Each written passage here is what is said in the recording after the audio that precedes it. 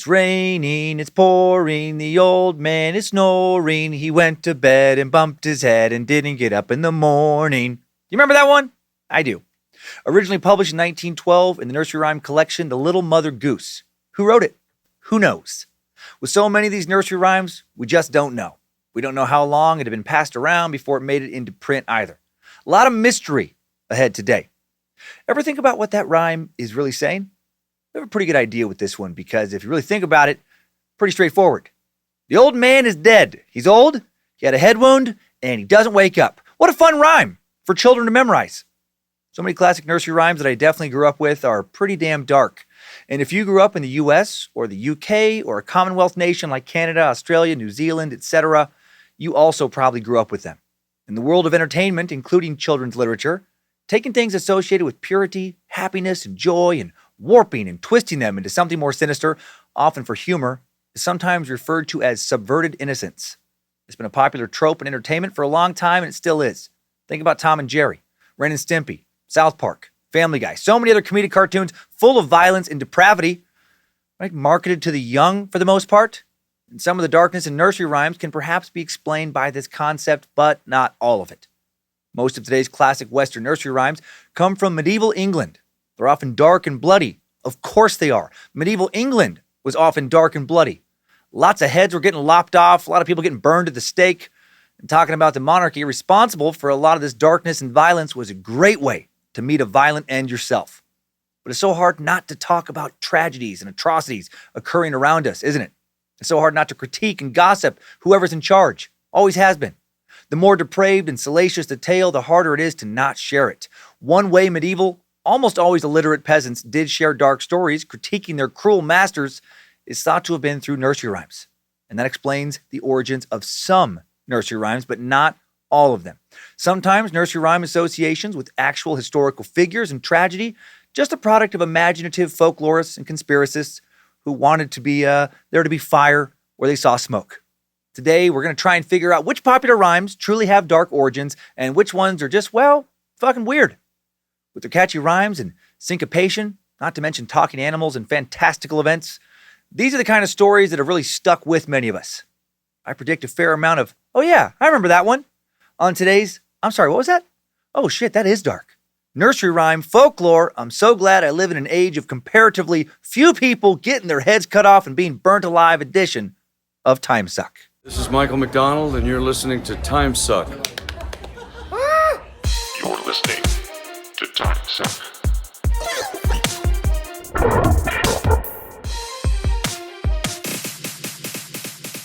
Happy Monday, Meat Sacks.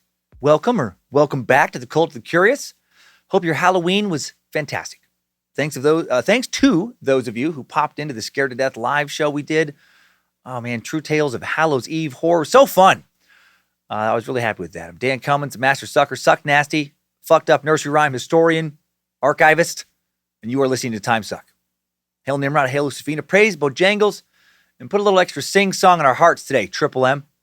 Heading to Cincinnati for 4 stand-up shows this weekend. I think 2 of them are already sold out, so thank you. Then I'll be just outside of Seattle in Arlington right after that. That show been sold out for a while. Denver and Loveland coming up next, then Tampa, and then Tacoma. For those of you in the Seattle area who wanted to go to the show in Arlington and couldn't make it. And then again, announcing spring 2022 dates very soon. Having a lot of fun conceptualizing this new hour.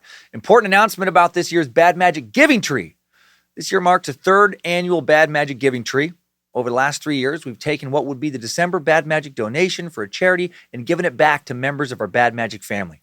Last year, Lindsay and I offered to match the total amount donated by you amazing meat sacks, which was over $18,000. That plus our matching amount, plus the $11,000 from Timesuck's Patreon, allowed us to spend over $47,000 on holiday gifts for the children of Bad Magic families. Hail Nimrod, looking to do it again this year. We estimate we'll be donating over $16,000 from Patreon, plus Lindsay and I will match up to $15K. If fully matched, it's at least $46K. I have a feeling it's going to end up being closer to $50,000. The average donation last year was approximately $50. All of it went to helping Bad Magic families have a better holiday. If you'd like to donate, we're simplifying it this year. Just go to Amazon.com, purchase a gift card, and when you fill in the box for 2, enter the email address, givingtree, one word, givingtree@badmagicproductions.com. Lindsay and I will be tracking the donations as they come in. We'll update you on the progress. If you want to be the recipient, you have to have kids. If you do, and you want to help give them a better holiday than your budget currently allows for, email us with your story at givingtree@badmagicproductions.com. We'll gather all the names of those who need help, pick at random as many families as we can until the money runs out. Accepting nominations from now until November 16th. At that time, the names will be entered into the Giving Tree hat. We'll notify only the recipients ASAP to explain how they will receive their donations. Help us help some of you make your Christmas, Hanukkah, whatever other holiday you're celebrating, one for the ages. We'll be sharing updates as we have them on how much money we have, how many families we're helping. So fuck yeah, bro. I think I got to punctuate that with some air banjo jingle bells. Bang, dang, dang, bang, dang, dang, dang, dang, dang, dang, bang, dang, dang, dang, dang, dang, dang, dang, dang, dang. Hey, fun stuff. One more thing. Let's talk about merch and boners. Lucifina pinup shirt in the store now at badmagicmerch.com. Might not want to wear your sweatpants while you're admiring this one. Or if you lady boner owners, might not want to wear spandex, no panties. That tugboat captain, going to be standing up straight. Seriously, though, it's a fun tee. Pinup art is just so fun to me. Maybe saying this just means I'm old now. But leaving some of the clothes on comes across as sexier than all of it off.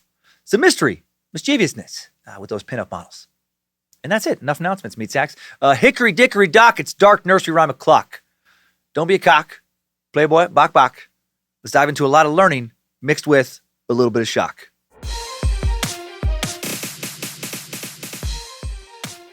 Plagues, tyrants, medieval taxes, torture, ritual sacrifice, animal cruelty, murder by decapitation, fire, being buried alive, all speculated, at least to be details and or the subject matter of various nursery rhymes. Nursery rhymes written for an audience of children, supposedly, maybe not only children, no. Babies falling from trees, heads being chopped off in central London, children being sacrificed for the sake of sound infrastructure. Why were these types of topics possibly deemed appropriate to teach children? Packaging cute little rhymes starting most likely sometime in the 14th century. Today, to break down nursery rhymes, their history, importance, and possible dark origin stories, I'm going to first explain how they're structured. Next, I'll explain why many are thought to have secret meanings, and also why it's hard to conclusively prove what those meanings may be. Then, after wondering how long they've been around, I'll examine what motivation medieval authors might have had to sneak dark adult messages into children's stories, and how simple rhyming verses may have helped a largely illiterate population remember these stories through these rhymes. We'll look into how many parents have found nursery rhymes to be controversial for centuries. Then I'll explain why they have survived for centuries. Hint, kids just like you and me tend to enjoy some fucked up humor. Next, I'm going to explain how, while nursery rhymes might be darker than a lot of parents are comfortable with, they definitely are extremely beneficial to young developing minds. They prepare our brains for speaking, understanding, and writing much more complex language later on. They help train our memories for being able to store an expanded vocabulary later on. There's a reason so many of us know all these nursery rhymes. They do their linguistic enhancing jobs very well. Finally, before our timeline today, I'll share why some old nursery rhymes have been altered or even removed from the list of commonly told children's tales. The world wasn't nearly as evolved a few hundred years ago, of course, as it is now, and there's just no good reason to keep telling some of these old tales. And then in the timeline, we'll go over when a number of popular fairy tales first showed up, what dark meanings they may have, who might have wrote them, and it'll be fun just to recite some of these because they're absurd, and share some modern versions that people have been having fun with online. After breaking down numerous popular rhymes like Humpty Dumpty, Pat a Cake, Baker's Man, Ring Around the Rosie, Jack and Jill, and more, and covering some history, like the story of Bloody Mary and the London bridges to help understand some of these old nursery rhymes, we'll hop out of the timeline and examine some seriously fucked up children's classics from Russia. Of course, Russia. It's going to be good. It's going to be good. Brazil and more. A lot of interesting ground to cover today. I hope you enjoyed learning about a lot of these rhymes. You probably, like me, memorized as children, but never really understood why or what the rhymes meant. Isn't it funny how we do that? As kids, often as adults, we learn so many things that we never really actually understand. We memorize the rhymes, or we read the books, but we don't step back and wonder, why am I memorizing this? What is this thing I'm memorizing? Why am I reading this? Why is it important? What am I really learning? Well, today you motherfuckers are going to learn a lot, I'm guessing. I sure as hell did. Let's get started. First up, let's familiarize ourselves with the structure of nursery rhymes, look into why they've been told for generations. Structure of nursery rhymes, very basic and simplistic.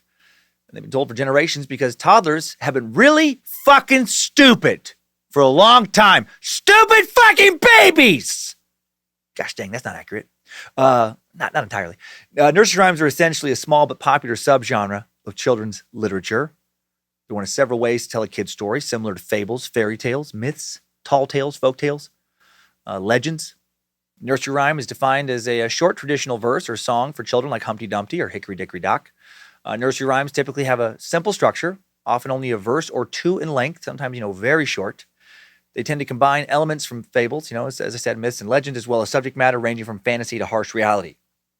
And they've been told for generations for a variety of reasons. They're a great primer for speaking and understanding language and story structure. Many of them have helped to keep various historical moments alive as well. Nursery rhymes have often been used to help remember these historical moments. This element is one we'll really explore today, how subversive many of them were when it came to helping current and future generations not forget something it would be dangerous to talk about openly. Also, like fables, many of, if not most, come complete with a moral lesson, cultural teaching tools to instruct children how their parents, church, king, culture, or subculture wants them to behave, mostly. Some, to be honest, just seem like some nonsense. It has a catchy rhyme structure and is some fun shit to say. Not all nursery rhymes seem to have secret meaning, Some do, some don't. Hard to tell which ones for sure do and what exactly that secret and or subversive or dark meaning might be because we rarely know who wrote them. Most nursery rhymes do not have known authors. Almost all of them don't have known authors. Did you already know that? I did not. I was surprised by that. The lyrics were often spoken or sung aloud, passed between parents, nurses, and children for who knows how long before being put to paper and published. In some cases, the original telling may go back decades or even centuries before finally being written down. I think part of our collective interest in nursery rhymes may lie in the mystery that surrounds them. Right? But like a mystery? It's like some of them just come from the void, or like they've just always been there somehow, floating around, just magic. I like thinking about how maybe in some cases, some random meat sack hundreds of years ago just came up with some rhyming verses he or she just thought sounded cool. Maybe they were fucking around in their loot inside their thatched roof cottage in some old shitty medieval village in jolly old England that really wasn't that jolly. They sang or recited something to their kids or nieces or nephews or something. They were like, hey, this is actually pretty clever. That's catchy. And then maybe the first kids who heard it spread it around a bit to other relatives and people around the neighborhood and just kept spreading, maybe mutates a little bit. Eventually it gets printed in some book and published, thousands if not millions of times over. And now centuries later, it's still here. Little kids, 20, 30 generations later, still memorizing it. That's pretty cool. That's some serious staying power. It's like nursery rhymes were early viral videos or memes that are still getting clicks. Popularity is still pretty strong. Kids today continue to learn about Humpty Dumpty, London bridges, Ring Around the Rosie, and more. That is so weird if you really think about it. This all makes me think about the recent popularity of the hit Netflix series, South Korea's Squid Game. I got swept up in the trendiness, and I watched it too. And I liked it, subtitles and all. The children's games used to move the plot of that show forward. I'm not going to spoil it for you. Are for the most part real children's games or games based on something real, including the namesake Squid Game. And no one knows who the hell came up with that game originally or why. But a lot of people remember playing it as a kid in the 70s and 80s. And I bet a lot of kids will be playing it again now. It's thought to originate in, South Korea in the 70s. But again, no one knows for sure. True origins are a mystery, just like the true origins of so many nursery rhymes. How long have these mysteries been around? Who the hell knows? The ancient Sumerians could have been telling their kids some form of a nursery rhyme, thousands of years ago in Mesopotamia. The oldest recorded nursery rhyme in the English language is a little ditty called Ding Dong Bell, published first in 1580. If there's nursery rhyme in some other language that was published first, we couldn't find it. My U.S. and English-based internet search engines just kept landing on Ding Dong Bell. We'll examine that nursery rhyme here soon, early in the timeline. English nursery rhymes are the ones we're focusing on here today. There are many others we will not look at. There is no human culture that has not invented some form of language games for the kids. Let's look a bit further into why these rhymes were ever told in the first place, why they continue to be told. If the real messages of a lot of these nursery rhymes are often dark, why were they told to children? Historically, until the last century or so, actually, it was common for parents to truly hate their kids. Right? I never really actually read specifically about that. Anyone who has kids, does know how fucking annoying they can be and how much fun it can be to take out some frustration with them by, scaring them from time to time. And because kids inherently, instinctively want to trust their parents and typically see their parents as their guides to life, they're often the easiest target in a parent's life when it comes to someone who can really, really scare the hell out of you, with the right story, especially if you don't tell them that you're kidding. And back in the days when it was socially acceptable to hit kids with a stick and smack them in the face and stuff, it was also acceptable, expected even, to psychologically torture and or mentally scar them forever to make sure they didn't grow up, weak and whiny. And parents in the UK, originators in all likelihood of today's nursery rhymes, took out their hatred of their kids partially through these rhymes, often told as they were going to bed in the hopes that it would give them nightmares. And then if the kids woke up screaming from these nightmares, they'd have another good excuse just to fucking beat the shit out of them in the middle of the night. And that was a lot of fun for them. JK, come on now. Parenting was very different 100 plus years ago. But maybe not that different. Now, why were these told to kids?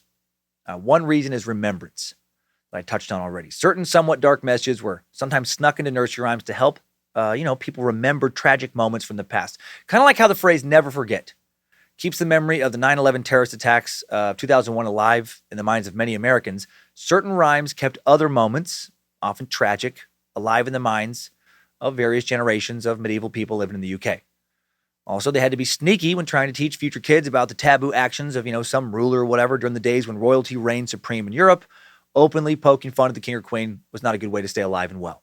So you had to hide your accusations and complaints. And nursery rhymes provided an effective way to smuggle in coded or thinly veiled messages under the guise of kids' entertainment. Seth Learer, one of the nation's leading literature scholars, distinguished professor of literature at the University of California, San Diego, says a lot of children's literature has a very dark origin. Nursery rhymes are part of a long-standing tradition of parody and popular political resistance to high culture and royalty. Also, in a largely illiterate society, you couldn't expect people to correctly remember a long description full of a bunch of details. You had to keep the message simple and memorable if you wanted the message to be correctly passed around and kept alive for several generations. And a catchy sing-song melody, right, that helped people remember these stories. People knew intuitively back then what we know now based on scientific studies, that simple rhymes for sure make it easier to remember a message. A rhyme is one of many effective mnemonic devices, learning techniques that aid information retention or retrieval in the human memory for better understanding. Rhymes are easier to remember because they can be stored via acoustic encoding in our brains. Encoding is the first process of memory, during which information is transformed so that it can be stored. This is a physiological process which starts with attention. A memorable event causes the neurons to fire more rapidly, organizing the information into a systematic array that can then be recalled later. How we encode information determines how it will be stored, what cues will be effective when we try to retrieve it. When trying to memorize a poem or nursery rhyme, the brain does not encode each word individually by itself, isolated and alone. It creates patterns of words, making the experience more intense and increasing the likelihood that the event is encoded as a memory. There's 4 main kinds of encoding: acoustic, visual, tactile, and semantic. If you say something out loud or read something out loud, you're using acoustic encoding. And nursery rhymes are meant to be said aloud and also to be repeated, right? They're often short and sweet. Easy to repeat when they're short and sweet. Easy to repeat when they're short and sweet. I just fucking made that. Acoustic encoding is further aided by what is known as the phonological loop. The phonological loop is a process by which sounds are then sub-vocally rehearsed, right? You start saying in your mind over and over. Easy to repeat. And then, it makes it easier for recall. Baa Baa Black Sheep, have you any wool? Yes, sir, 3 bags full. 1 for the master, 1 for the dame, and 1 for the little boy who lives down the lane. I memorized that as a kid. If it wouldn't have rhymed, wouldn't have had a simple, pleasing rhythm, a lot harder to memorize because of the way our brains are wired and how they encode memories. Compare that nursery rhyme to a sloppily written short story that essentially conveys the same message. Baa Baa Black Sheep, how much wool do you have for me today? 3 bags full. That's great. That's how much I was hoping for. 3 bags is cool because, as you know, I have to give 1 bag to the king. That's the cost of doing business. You get it. And I need a 2nd bag of your wool to give to this noble lady who also taxes the shit out of us. And that sucks, but it is what it is. And then I got 1 for myself, so I guess that's better than none. Actually, the original nursery rhyme ended with a none for the little boy who lives down the lane. So my overly wordy, much harder to memorize version would have ended with, in the 3rd bag, turns out it's not even fucking full at all. That's a lie. It's empty, so I guess I'm fucked. And I'm not going to eat now because I don't make enough money because the king and the duchess took all my fucking wool. Not as catchy. Much harder to memorize verbatim. Since I used it as an example, here's a little history on the Baa Baa Black Sheep rhyme. That particular rhyme once got banned from UK school districts in the 80s and 90s because it was thought to be very politically incorrect, thought to be very racist. Some parents in the UK complained that their children were being taught a song that had strong allusions to slavery. They thought Black Sheep was a reference to African slaves, with the wool referencing them being forced to work on farms, and that is actually not true. The origins of the nursery rhyme were for a long time thought to date back to the 18th century in Britain. At that time, Britain was in fact trading slaves to its colonies, but they were not necessarily using these slaves to work farmland in the way we traditionally associate with slavery in the U.S., and it would have actually been uncommon for slaves in the UK to be handling wool at the time. Most literary experts who studied this rhyme believe that some early version of Baa Baa Black Sheep actually dates back further in British history than once thought, like way further, all the way back to the 13th century, and to something called the Great Custom. At that time, the wool trade was big in England, and when King Edward I returned from the Crusades, he needed extra money to pay for his military expedition, so he introduced new wool taxes, aka the Great Custom, and the master and dame in the rhyme likely represent the nobility who were taking a portion of the peasant's wool as taxes. And we look to the original ending, and none for the little boy who lives down the lane, the original intention makes more sense, right? The king and nobility were fucking the poor over, just like they've done for most of human history. And then at some point, the original lyrics were altered to make a more upbeat tale. Everyone gets wool! Ha ha! JK about the sad ending. Yay!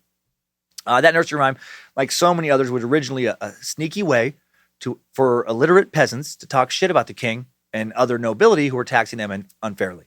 It was a way of recording the terrible deeds of a ruler in a way that didn't get their heads cut off, and in a way that wouldn't soon be forgotten. This all makes these old nursery rhymes so much cooler to me, right? The coded message of the subjugated masses. Small rhyming acts of defiance in the face of tyranny. For the longest time, I just thought they were a way for grandparents to help their grandkids to read. Musician, BBC producer, and musical historian Jeremy Barlow, a specialist in early English popular music, further reiterates the subversive importance of many nursery rhymes, writing about how these cutesy little rhyme and sing songs not only help people memorize the messages, they also help distract from the real message, writing, the innocent tunes do draw attention away from what's going on in the rhyme. For example, the drowned cat in Ding Dong Bell. Some of the shorter rhymes, particularly those with nonsense or repetitive words, attract small children even without the tunes. They like the sound and rhythm of the words. Of course, the tune enhances that attraction, so the words and the tune then become inseparable. And again, I'll share the content of that Ding Dong Bell nursery rhyme here soon. Some of these nursery rhymes so controversial. They were controversial in the sense that they often held coded content, and also because of some of the imagery and language in them. It was deemed as inappropriate for children in the past, just like it's deemed, inappropriate by some people today. Like, check out this fucked up classic. There was an old woman who lived in a shoe. She had so many children, she didn't know what to do. She gave them some broth without any bread and whipped them all soundly and put them to bed.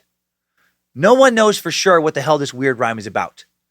There are a number of historical figures that might be the old woman, and the poem is letting you know that, she A, has too many kids, B, she's crazy, and C, she's a terrible mother/person. It could originate from some forgotten custom. It could be essentially a joke about motherhood or something else entirely. A lot of speculation. Whatever it's possibly hiding or the lost meaning is, on the surface, it's about some lady, losing her mind and starving and just senselessly beating the shit out of her kids.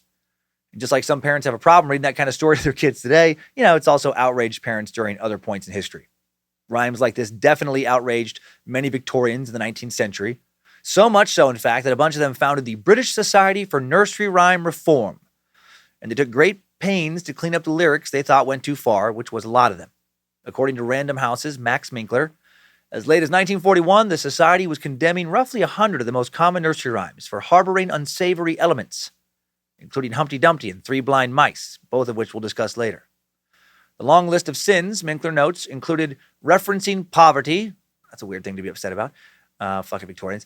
Scorning prayer, ridiculing the blind. It also included 21 cases of death, notably choking, decapitation, hanging, devouring, shriveling, and squeezing, plus 12 cases of torment to animals, and 1 case each of consuming human flesh, body snatching, and the desire to have one's limbs severed.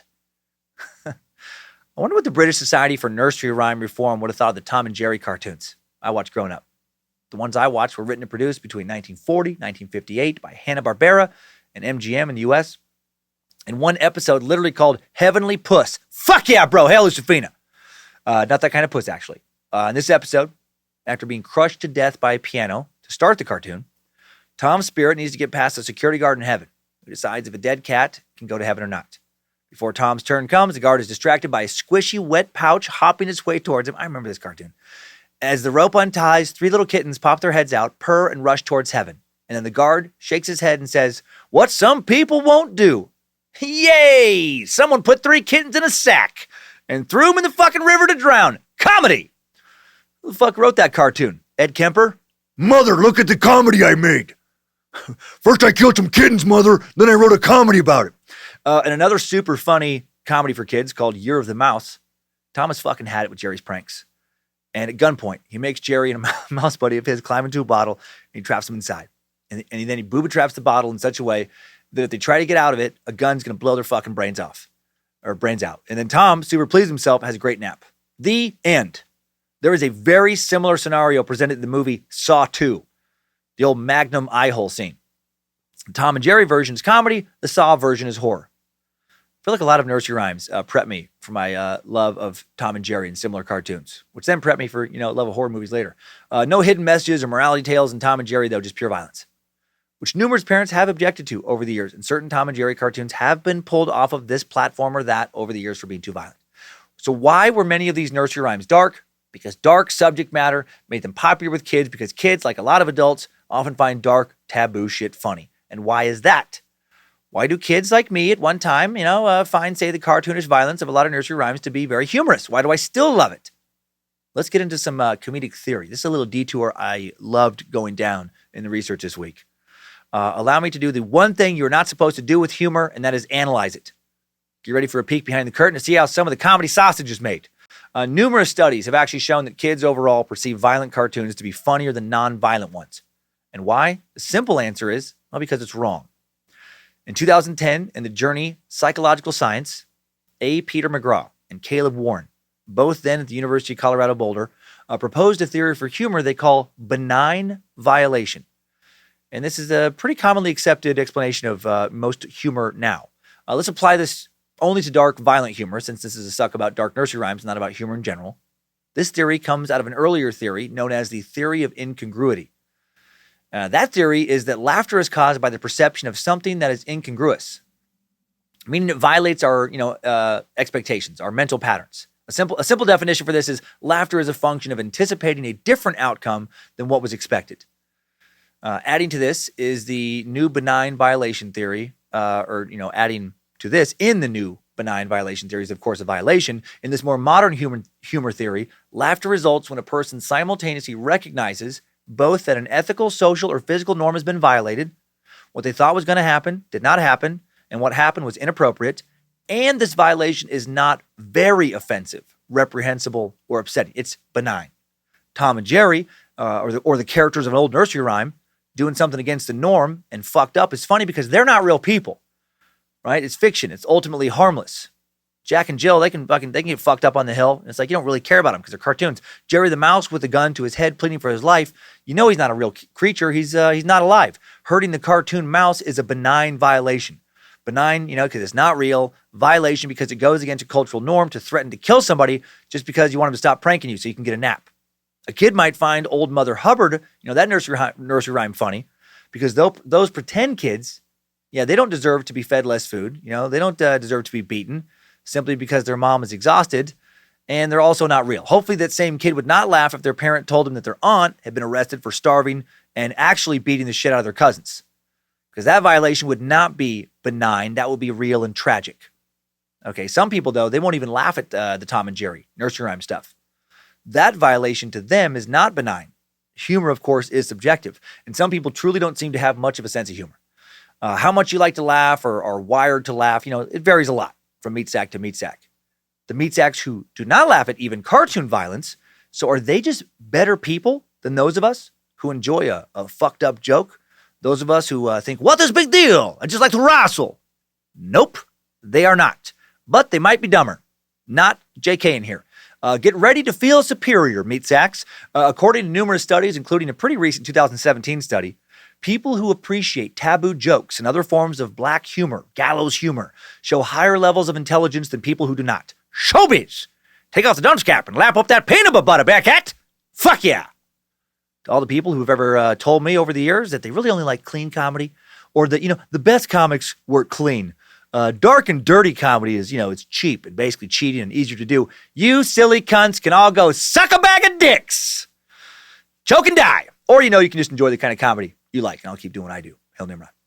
In this 2017 study, researchers at the Medical University of Vienna found that the enjoyment of so-called gallows humor is linked to high levels of both verbal and nonverbal intelligence. They also found that participants who appreciated such jokes tended to be less aggressive than those with a more conventional sense of humor. Don't bottle it up. Don't keep telling yourself you can't laugh at this or that. Fucking makes you tense. Get tense enough, you're going to snap, you're going to do something crazy. These findings support psychoanalyst Sigmund Freud's 1905 theory of humor, which proposes that humor allows for a temporarily and relatively safe release of usually repressed sexual and aggressive urges in the form of wits. I knew we meat sacks were the best. I fucking knew it. Okay, now we've covered why nursery rhymes were often dark, why darkness is funny, and it's okay to laugh at. Some of those old rhymes were dark because real historical tragedies, were subversively snuck into children's literature as a way to hide messages and not get your head lopped off. You could help people remember the bad thing by teaching it, to kids. And because of gallows humor, a dark tale can be appealing to kids on a comedic level. And if kids think something's funny, they're going to want to pass it around. And that has helped keep these nursery rhymes around. Outside of a laugh, small kids usually don't appreciate the coded part of the messages. Is there any educational value to these nursery rhymes? Yes, a lot, actually. This is, I think, the main reason a lot of old nursery rhymes have had so much staying power. They help our brains develop, and so we keep saying them under the basic rule of if it ain't broke, don't fix it. And who doesn't like some tradition as well, a little connection to our past? Let me explain how these things help our brains. At the core of nursery rhymes is their distinctive sing-song meter, tonality, and rhythm that characterizes baby talk or motherese. And this way of speaking has a proven evolutionary value. Baby talk is not just some silly bullshit. Yes, it can be super annoying to listen to, but it can also help a kid learn. Research has shown that talking to children in motherese, who's a smart little girl? You are. Yes, you are. This is very helpful when it comes to building a kid's ability to understand and create sentences of their own someday. Most of us parents, I've never known a parent not to do this actually, use changes in pitch and rhythm when we talk to small children. We emphasize important words and simple sounds. And these sounds and words are what kids usually learn to then produce first. Say mama, mama. Say dada, dada. Those sound a lot easier for a baby's, untrained vocal cords to reproduce than if you were like, say apex predator. Say an apex predator is approaching my crib. An apex predator is approaching my crib.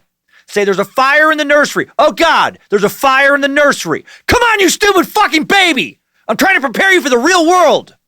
You need to be able to recognize, assess danger, communicate it. God, you're fucking dumb as shit. You get it. Right? That's not going to work. Teaching children to read and rhyme early in life is beneficial to their development. There are countless studies that show the benefits of reading to your kids. And reading things with simple words they can actually repeat is going to be more beneficial than complex narratives full of top-shelf, highfalutin vocabulary words. Thanks to being an effective mnemonic device, thanks to enhanced memory storage via acoustic encoding in our brains, nursery rhymes are great language tools for very young kids. The simple rhythm, the rhyme of Mother Goose, nursery rhymes, helps children develop all sorts of language-based confidence so they can feel smart and shit. The rhymes boost their cognitive development, increase their vocabulary. Various studies have shown that kids who learn nursery rhymes early on become better readers shortly thereafter. Nursery rhymes get a lot of kids off the old language starting blocks in the super important race to literacy. If you can read, your chances of financial and social success increase dramatically, and the better you can read, the easier it is to achieve more overall success and, frankly, happiness due to that success. Money doesn't buy happiness, but, a little bit helps you get to a place where you can fucking slow down and be a little happier. There is evidence, not surprisingly, that nursery rhymes can also help develop future writers. Some nursery rhymes can also be important for emotional development. Nursery rhyme characters experience many different emotions. This can help children identify their own emotions, understand the real emotions of others. Sharing nursery rhymes can provide a safe and secure bond between parent and child, a rewarding and nurturing shared experience, positive physical touch between a parent and a child or between children, for example, during, say, clapping rhymes. That's important for social and emotional development. Some educators also believe that nursery rhymes help children learn problem-solving skills. One of the rhymes that comes to the mind there is Jack Spratt. Another one we'll cover later in the timeline. But for now in this rhyme, Jack and his wife, they have a terrible problem. He doesn't want to eat fat meat. She doesn't want to eat lean meat. So what does one do? Go vegan? Kill her? Find a much cooler wife you can enjoy steak with? No, Jack doesn't do that. In the end, they work together to get what they both want and lick their plates clean.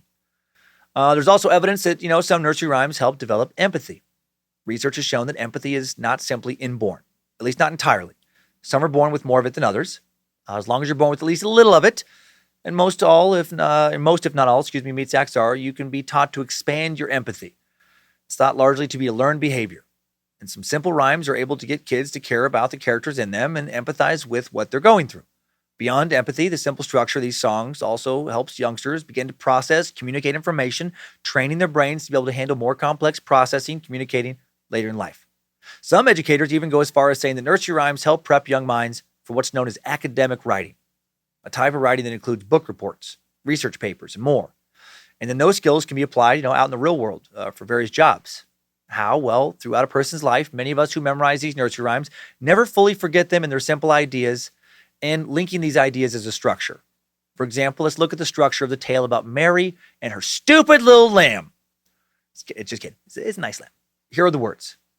Mary had a little lamb whose... I don't even act now. Why is that melody in my head? Mary had a little lamb whose fleece was white as snow, and everywhere that Mary went, the lamb was sure to go. It followed her to school one day, which was against the rules. It made the children laugh and play to see a lamb at school. And so the teacher turned it out, but still it lingered near, and waited patiently about till Mary did appear. Why does the lamb love Mary so? The eager children cry. Why, Mary loves the lamb, the teacher did reply. So very sweet. Nothing dark about that one. Now check out its structure. It begins with a generic question. What I have. What do I have? In this case, Mary has a lamb. Then it explains, what does it look like? Back to Mary's lamb. It has a snow white fleece. After that, the formula asks, what is the best thing about it? In this case, it's a loving lamb, loyal to the girl, follows her everywhere. Finally, the structure ends with a short story or anecdote. In the gripping story of Mary and her lamb, the damn thing follows her to school and they have an interesting day and that teaches us a lesson about love. While that might not sound like much structure, it's similar to the structure of who, what, when, where, why, and how that professional journalists, researchers, police investigators, etc. use to get a full picture of a situation. As people grow from children to adults, they will have already been playing and talking with these same processes that they'll be using later in school, in their professions, and in citizens, organizing language into chunks to accomplish various objectives. Okay, one last thing before the timeline. You look into old nursery rhymes, and sure enough, a lot of articles come up about them being pretty racist. And of course, many of them do feature racist elements. It would be more shocking to me if they didn't. The norms of the age they were written in, were rife with racism. It truly was the way of the world, not condoning it, but also not going to try and impose 21st century understanding, compassion, and social evolution on a 19th century world because that doesn't make any sense. I hate presentism, holding historical figures by today's standards. I think it's a very virtue-y, signally dishonest way to look at the past. Still, even knowing and understanding all that, some of the examples of the original lyrics are, they're pretty fucking surprising and shocking. Take the original version of Old Mother Goose and the Golden Egg from the 1860s, or perhaps even earlier.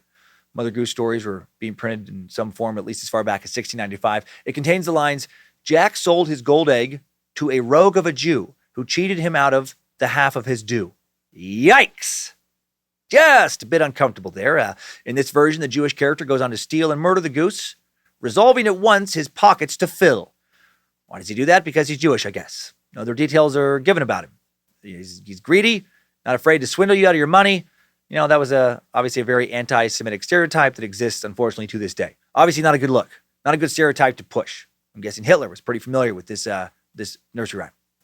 April of 1969, the American Jewish Congress, AJC, successfully pressured the Xerox Corporation to withdraw 3,000 reprints of an 1895 edition of Mother Goose that contained this language. However, despite the AJC's victory, the same anti-Semitic language continues to circulate until 1975, a 1975 Viking Press edition of Mother Goose, and that was found in libraries at least throughout the 1980s. And for historical purposes and research, it should be kept in libraries. No sense in erasing the past and pretending it never happened, but maybe shouldn't be available for quick checkout in the kids section. I'm no fan of book burning, not of literally any book. Fuck censorship, but big fan of supervision.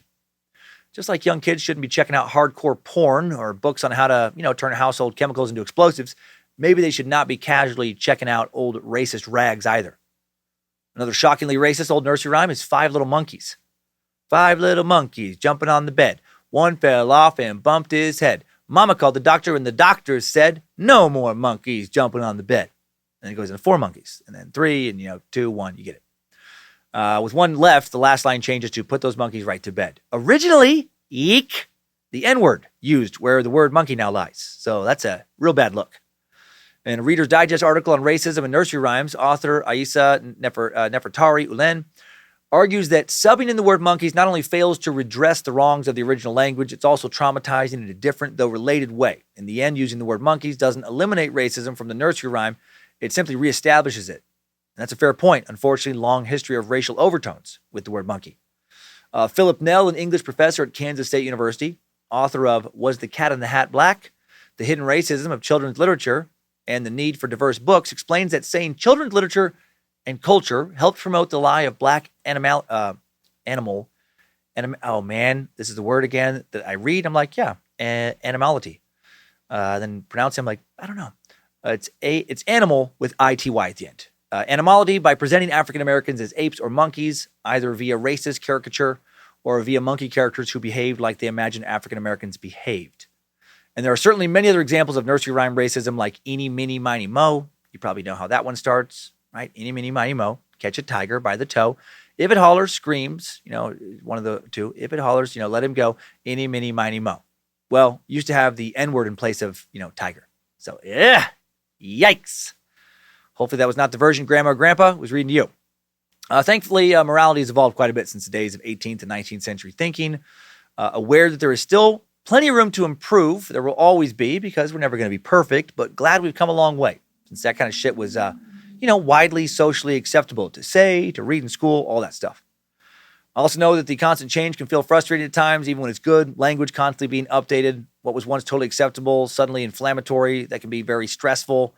Feeling like you never know what you're allowed to say, what's okay to say. Change, even good change, is inherently stressful, but that's okay. Stress can create very, very positive outcomes. Now I think we have a pretty good foundation for understanding nursery rhymes, their value, what they were often used for, how we don't know most of the authors, etc. Let's dig into the known history of how they came to be now in the primarily English-speaking portion of the Western world, at least, and then go over a lot of examples, have a lot of fun with those examples in today's Timesuck timeline. Strap on those boots, soldier. We're marching down a Timesuck timeline.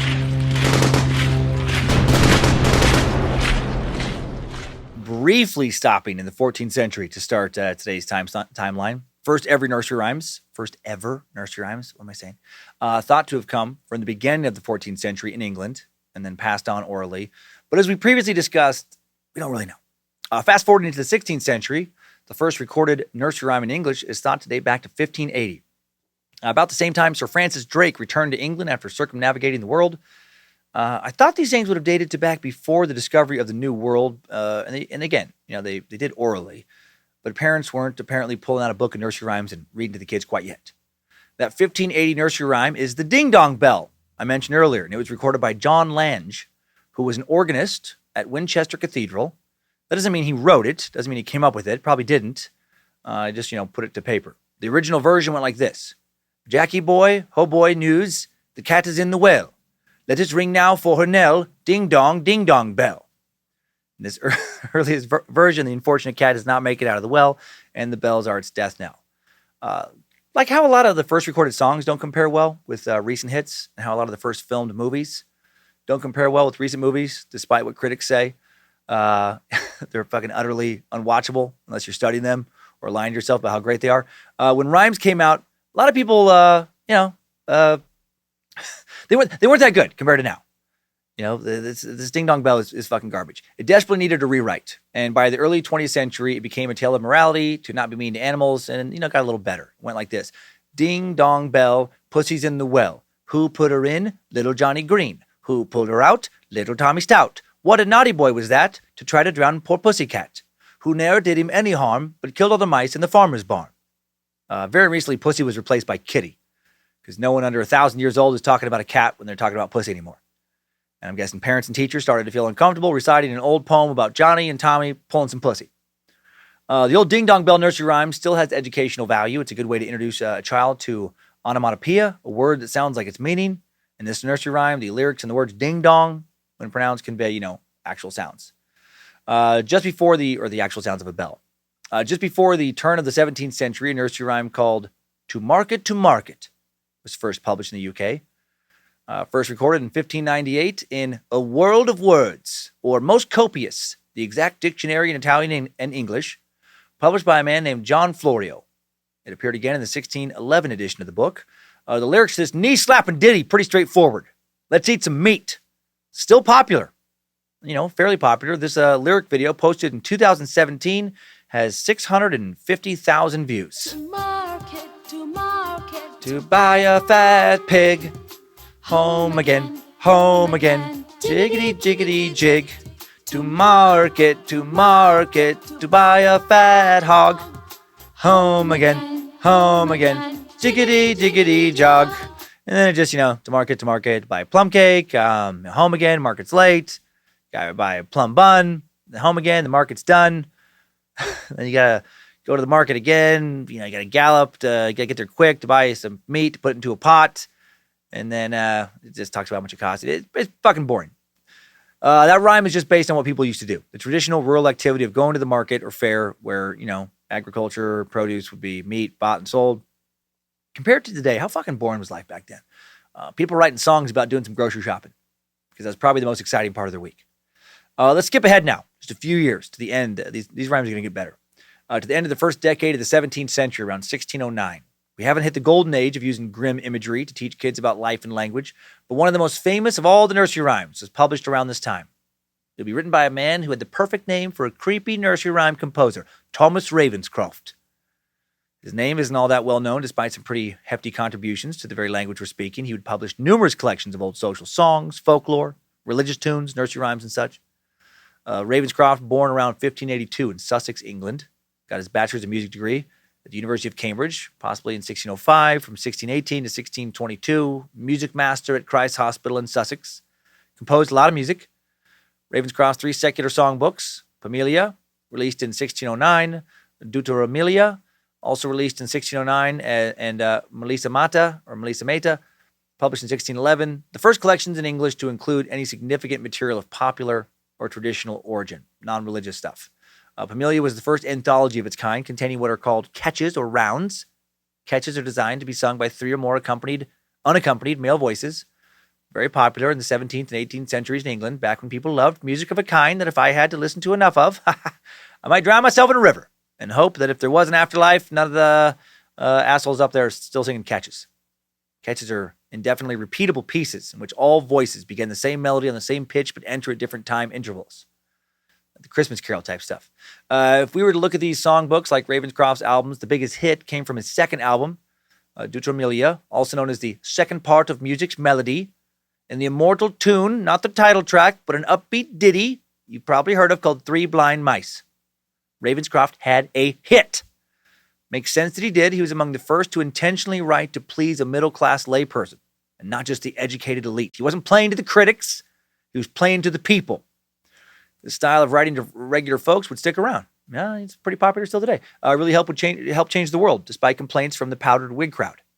Let's talk about this hit. Still very popular. Numerous versions on YouTube. One released in 2016 on the channel Little Baby Bum has almost 26 million views.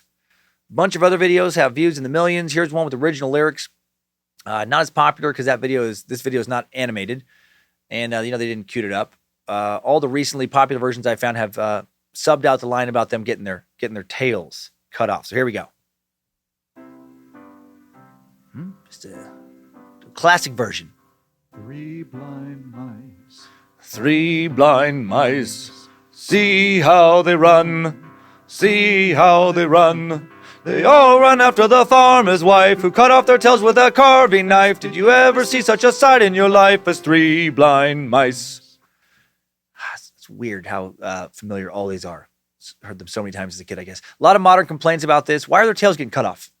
Why are kids singing about animal cruelty? Why are they making fun of blind mice? What the hell is this rhyme about?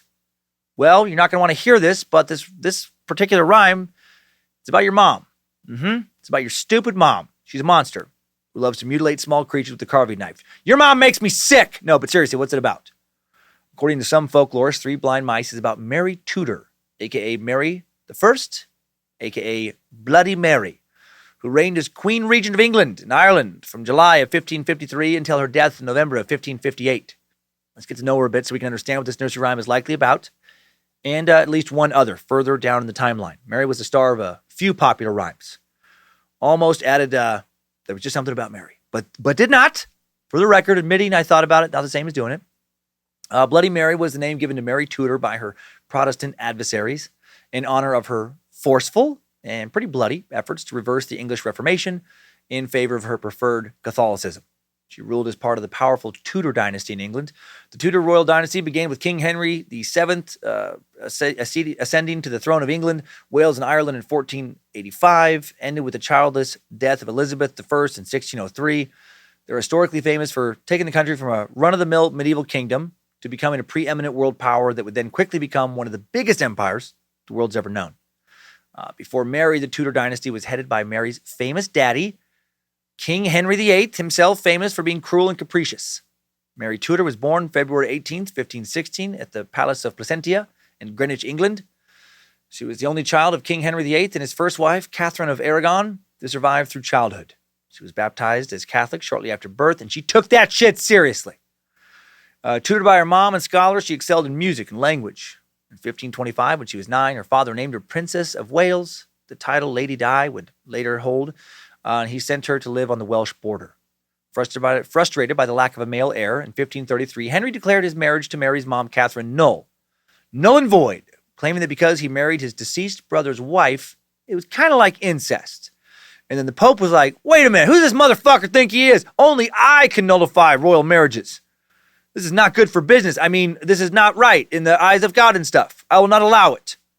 The move humiliated Catherine and her daughter Mary, who watched her mother's horrible treatment with shock and contempt as her mom is banished from the royal court, essentially sent out into exile and kept from seeing her daughter. Henry would offer both mother and daughter permission to see one another if they would acknowledge Anne Boleyn as the new queen, but both refused. When the Pope balked at Henry's self-granted divorce, he was like, well, then fuck your whole church. And he broke off relations with the Catholic Church, and a whole bunch of priests got real nervous. I imagine there was a lot of, oh, God, are we getting burned at the stake now? I mean, we traditionally have done the burning, but do we get burned now? I think we get burned now. Tell me we don't get burned now. Not sure Henry would burn any of them, actually. But he would hang at least 430 of them during his reign. Henry established the Church of England, a major part of the Christ Reformation in Europe, and he married one of Catherine's maids of honor, Anne Boleyn. Yikes. Just a slight betrayal there. I imagine Anne and Catherine were not like the best of friends after that. Marrying Henry would not work out for Anne, much better than it worked out for Catherine, though. Anne Boleyn gave birth to Elizabeth, Mary's half-sister. She feared Mary would pose a challenge to the succession to the throne and successfully pressed for an act of parliament to declare Mary illegitimate. This placed the princess outside the succession to the throne, forced her to be the lady-in-waiting to her half-sister Elizabeth. Henry then had the scheming Boleyn beheaded in 1536 for treason, married his third wife, Jane Seymour, who was one of Anne's maids of honor. And actually had one of Catherine's maids of honors as well. Slimy old Hank really loved fucking his wife's maid of honors. And this maid finally gives him a son, Edward. And then she will die less than 2 weeks later of complications from childbirth. After King Hank, the royal woman-hating prick, marries a few more women and has another head lopped off. He dies in 1547. Mary's half-brother, Edward VI, becomes king. 6 years later, in 1553, he dies at the age of 15. After Ed's death, Mary's now 37. She wants the throne. She's seen a lot of shit in her 37 years. Her mom has been banished and died just weeks before her first stepmom is beheaded for treason. Her second stepmom dies in childbirth. Her third stepmom quickly has her marriage annulled because Hank's not so excited about fucking her anymore. Her fourth stepmom also beheaded. Fifth stepmom dies in childbirth. Before dying, fifth stepmom, sixth wife of Henry VIII, Catherine Parr, insisted that the king make amends with his daughters, but he'd only do so if Mary acknowledged him to him as head of the Church of England and admitted the illegality of his marriage to her mother, Catherine. Under duress, she agrees. Although Mary does re-enter the royal court, her religious beliefs make her an outcast, a catalyst for conflict. She's, Catholic, there with the Church of England. All this hardens her into a pretty ruthless soon-to-be ruler. Mary now challenges and successfully deposes the new queen, Lady Jane Grey, first cousin once removed of Mary's half-brother, former King Ed VI. Need a fucking flowchart to keep track of all this shit. Granddaughter of Henry's younger sister. Mary took the throne as the first Queen Regent of England now, first female ruler. She reinstates her parents' marriage. Fuck Anne Boleyn. Also, quickly has 17-year-old Lady Grey's head cut off, like father, like daughter. At first, she acknowledges the religious dualism of her country, but then decides, you know what? Fuck these new Protestants. Converts England back to Catholicism. And then she knows she needs to get married to make her, authority stick. Being childless, she's worried that if she doesn't marry and doesn't provide an heir, her throne will pass to her Protestant half-sister Elizabeth. There'll be a lot of people trying to assassinate her. She needs a Catholic heir to avoid the reversal of her reform, so she quickly arranges marriage to Philip II of Spain. The public response to Mary's marriage, extremely unpopular. She presses on, though, repealing many of Henry VIII's religious edicts, replaces them with her own, which include a strict heresy law. The enforcement of this law will result in the burning of perhaps, more than 300 Protestants as heretics. Some historians have it at 287 burned. So while a bunch of priests are not burned, a bunch of pastors are burned. What a terrible way to go. Mary's religious persecutions make her extremely unpopular with Protestants, and that's what earns her the posthumous nickname of Bloody Mary. So that's how we get to Bloody Mary. Not really a fair title compared to her dad, though, I got to say. The number of executions and war deaths combined during the reign of Henry VIII has been estimated to be upwards of 72,000. Might not be that high. That would be 2.8% of the population of England at that time. But he likely did execute way more fucking people than 300. He was a bloodthirsty dude. Loved to kill people. Loved to execute. A statute was passed in England in 1531 by Henry VIII that made willful murder by means of poison, high treason, punishable by boiling to death. He would have people boiled alive, publicly. Richard Roos, cook of John Fisher, Bishop of Rochester, poisoned the porridge, supposedly, of Rochester and his guests in February of 1531. I say supposedly because I always question medieval justice. And here's what a witness wrote about his demise. He roared mighty loud, like as he's getting fucking boiled. Of course he did. He's screaming. And women who were big with child did feel sick at the sight of what they saw and were carried away half dead. Yeah, people fucking passing out because it's so horrific to watch this guy being boiled alive. Roos would have been strung up in a series of pulleys and ropes, hung precariously over a drum of boiling liquid, maybe water, maybe tar, could be oil, wine, whatever thy king prefers. The executioner would then kind of dip him, would lower the condemned down into the liquid, then raise him back up, right? Just fucking burn him for a little while, and pull him back up, let him scream for a while, then dip him again. Just back and forth like this. Highly painful demise. In addition to being boiled, people were beheaded, hanged, burned alive, drawn and quartered even during Henry VIII's watch. That was another especially rough way to go. Here's a description of being drawn and quartered. First, the prisoner is dragged behind a cart from their jail or prison to where their execution was to take place. Once there, the prisoner is hanged without a drop to ensure that the neck is not broken and cut down while still conscious. then it gets a lot worse. Already bad, gets a lot worse. The penis and testicles are cut off and the stomach is slit open. Fuck. The intestines and heart are removed and burned before them. Jesus Christ. The other organs are torn out. Finally, the head is cut off, body divided into 4 quarters. The head and quarters parboiled to prevent them rotting too quickly, then displayed upon the city gates as a grim warning to all. They hanged you a little bit just for funsies. Let you wiggle around a little bit, just choke up, tear up for a bit, get your neck all scraped raw. And then, the British are like, off with his dick! Off with his nuts! That's what the king's saying, eating a big old fucking turkey leg. Off with his dick! And then, after that, you get your stomach cut open. And if you haven't bled to death, already, you finally die when they tear your fucking heart out and burn it in front of you. It was a bloody time. Henry VIII was bloody. Queen Mary was bloody. So much blood. Whether her nickname is earned or, just hyperbole, Bloody Mary turns up as the secret star of a few of the darker nursery rhymes. And definitely not very popular with the Protestant crowd. Maybe people villainized her because she was a woman. Had she been a dude, she would have been just another ruthless tyrant. Just another guy boiling people left and right like, a lot of guys before. Quite possible. Now let me tie this all back in with 3 blind mice. The actual stars of 3 blind mice. The 3 mice of the rhymes are believed by many historians and folklorists to be Bloody Mary's enemies, ultimately her victims. They're said to refer to a group of Protestant bishops, Hugh Latimer, Nicholas Radley, and the Archbishop of Canterbury, Thomas Cranmer. These 3 unsuccessfully conspired to overthrow Bloody Mary in favor of her sister Elizabeth I, and then when Mary became queen, she was like, well, fuck those guys. And she punished them, just like her dad punished anyone coming after his crown, real or imagined, before her. Some interpretations refer to the blindness in the rhyme to be the trio's religious beliefs, right? These Protestants were blind to the true nature of the obviously Catholic God. And there are other rumors that Mary actually had them blinded just to torture them before they were killed. That part, probably not true. There's not a lot of records like blindings that way. No, they probably would have just been branded as heretics and then, burned at the stake. That's all. They're not going to gouge their eyes out. Come on, that's too much. That's too far. It crosses the line. They're just going to be burned to death. And they're going to be super happy to still have their eyes. They're going to be up on the, stake, just being like, little hot for my liking, but I'm so very glad to see all of you. Thank you, merciful Mary, for allowing me to retain my peepers. A bit irritated with the smoke at the moment, but soon that shall be a problem no more. For they shall have been burned away into but a salt shake's worth of ash. Oh, what a wonderful way to go. Were they possibly tortured, maybe even dismembered in some other way before being burned? That is possible. Maybe cutting off of the tails in the rhyme is a nod to, some protruding appendage of theirs being whacked off. Whacked off in a bad way. But now I kind of wish it was done the first way. I thought, that's pretty funny to think about. Sometimes guys were just jerked off before their executions. We're going to burn you alive, gentlemen. But first, nothing wrong with a little handy to get you good and relaxed for the big show. More on Bloody Mary later. Back to the timeline. 17th century loaded with new rhymes for the littlest of kids.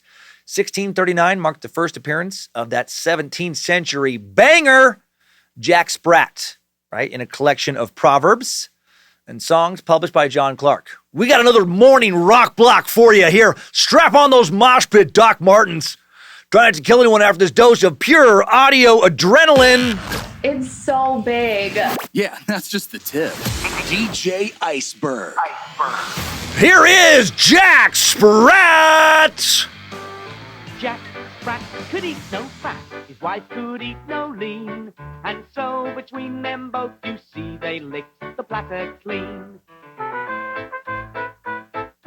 Oh, man. Just another banger. The original rhyme ended with, Jack ate all the lean, Joan ate all the fat, the bone they picked it clean, they gave it to the cat. Later on, around 1765, it's collected in a nursery songs book, The Mother's Goose Melody. What's it talking about? The term Jack Spratt used to refer to short people in the 16th century, but that might not be what it was about, just a character detail. Historically, there are many theories about the character of Jack Spratt, but not much evidence to support any of them definitively. Jack Spratt could have been a reference to King Charles I, a story about the conflict between the king and parliament at the time. The lean and fat would represent the varying heft of a proposed tax of Charles I. A fun kids' rhyme about taxes. Kids love taxes. The king intended a war against Spain, and Parliament wouldn't support its costs. So he decided to dissolve Parliament. He would dissolve it 3 times during his reign, and he and his wife, Queen Henrietta Maria, illegally gathered a war tax from the citizens. A move that made Charles very unpopular. His reign would end in Parliament forming an army loyal to them and not to the king, and then in his imprisonment and beheading. A lot of people used to get their heads lopped off, at least compared to now.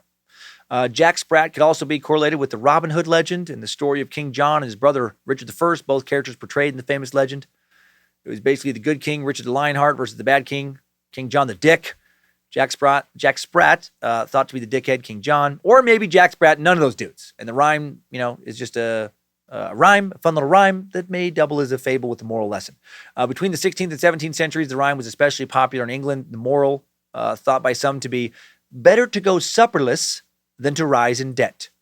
And that's why Jack didn't eat any fat. He couldn't afford it. So, he wasn't going to put it on credit. He was just going to pick the bone clean. He was a frugal son of a bitch. Moving along the timeline of this steadily evolving art form of children's literature, another of the earliest nursery rhymes that remains popular is thought to be first published in 1698, Patty Cake, Baker's Man. Another banger! This nursery rhyme, still stupid popular. So many videos on YouTube, and so many of them have so many views. 3 of them have over 250 million views each. It's absurd. So it's a big hit. Also, a lot of interesting variations on this one now. Batter cake, baker's man. Bake me a cake as fast as you can. Okay. Bat it and prick it and mark it with B. Put it in the oven for baby and me. Okay, it's got its own rhythm. Check out this other one. There's so many interesting rhythms in some of these old rhymes.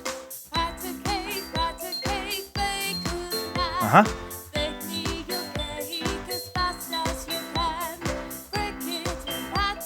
Jesus Christ.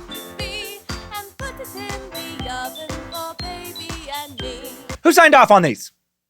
Not the rhythm I remember, but whatever, I guess. I used to play this one with my grandma Betty when I was a wee lad. And I remember playing it with Kyler Monroe when they were wee lads as well. The patty cake game, learned by many children before they're old enough to talk. The earliest recorded 1698 version shows up in a play, The Campaigners, written by Thomas d'Urfé, there we go, in which a nurse sings it to the kids she's taking care of. And pat a cake, baker's man, so I will master as I can and prick it, and prick it, and prick it, and prick it, and prick it. It's actually written that many times. And throw it into the oven.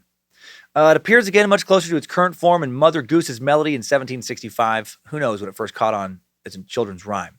What does it mean? We couldn't find anything dark on this one, but an interesting tidbit we did find was that centuries ago, very few people had their own ovens. They didn't have ovens in their homes. It was kind of like a community oven. They would mark their uncooked pastries with a symbol or a letter before taking it to be baked at the communal oven.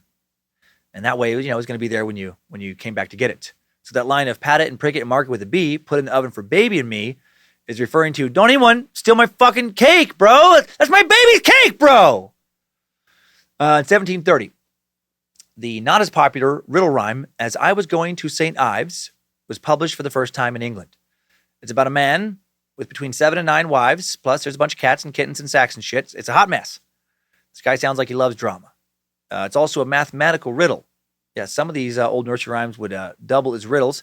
And this one was actually featured in Die Hard with a Vengeance from 1995, as heard by Bruce Willis and Samuel L. Jackson here. There's a significant amount of explosive in the trash receptacle next to it. Come on. Run, and it goes up now. Come on, McLean. Nobody's going to run, but I got 100 people out here. That's the point. Now, do I have your attention? Yes. As I was going to St. Ives, I met a man with 7 wives. Every wife had 7 sacks. Every sack has 7 cats. Every cat has 7 kittens. Kittens, cats, sacks, and wives. How many were going to St. Ives? My phone number is 555. No, wait, I didn't get all that. Say it again. Not a chance. My phone number is 555, and the answer. Call me in 30 seconds or die. So what's the answer? Can anybody solve the riddle before they can on the... 7 guys with 7 wives. Shut up, McLean. I'm good at this. 7 guys with 7 wives. Shut the fuck up, McLean. He said 7 wives with 7 sacks. 7 times 7 is 49. Now tell me the rest.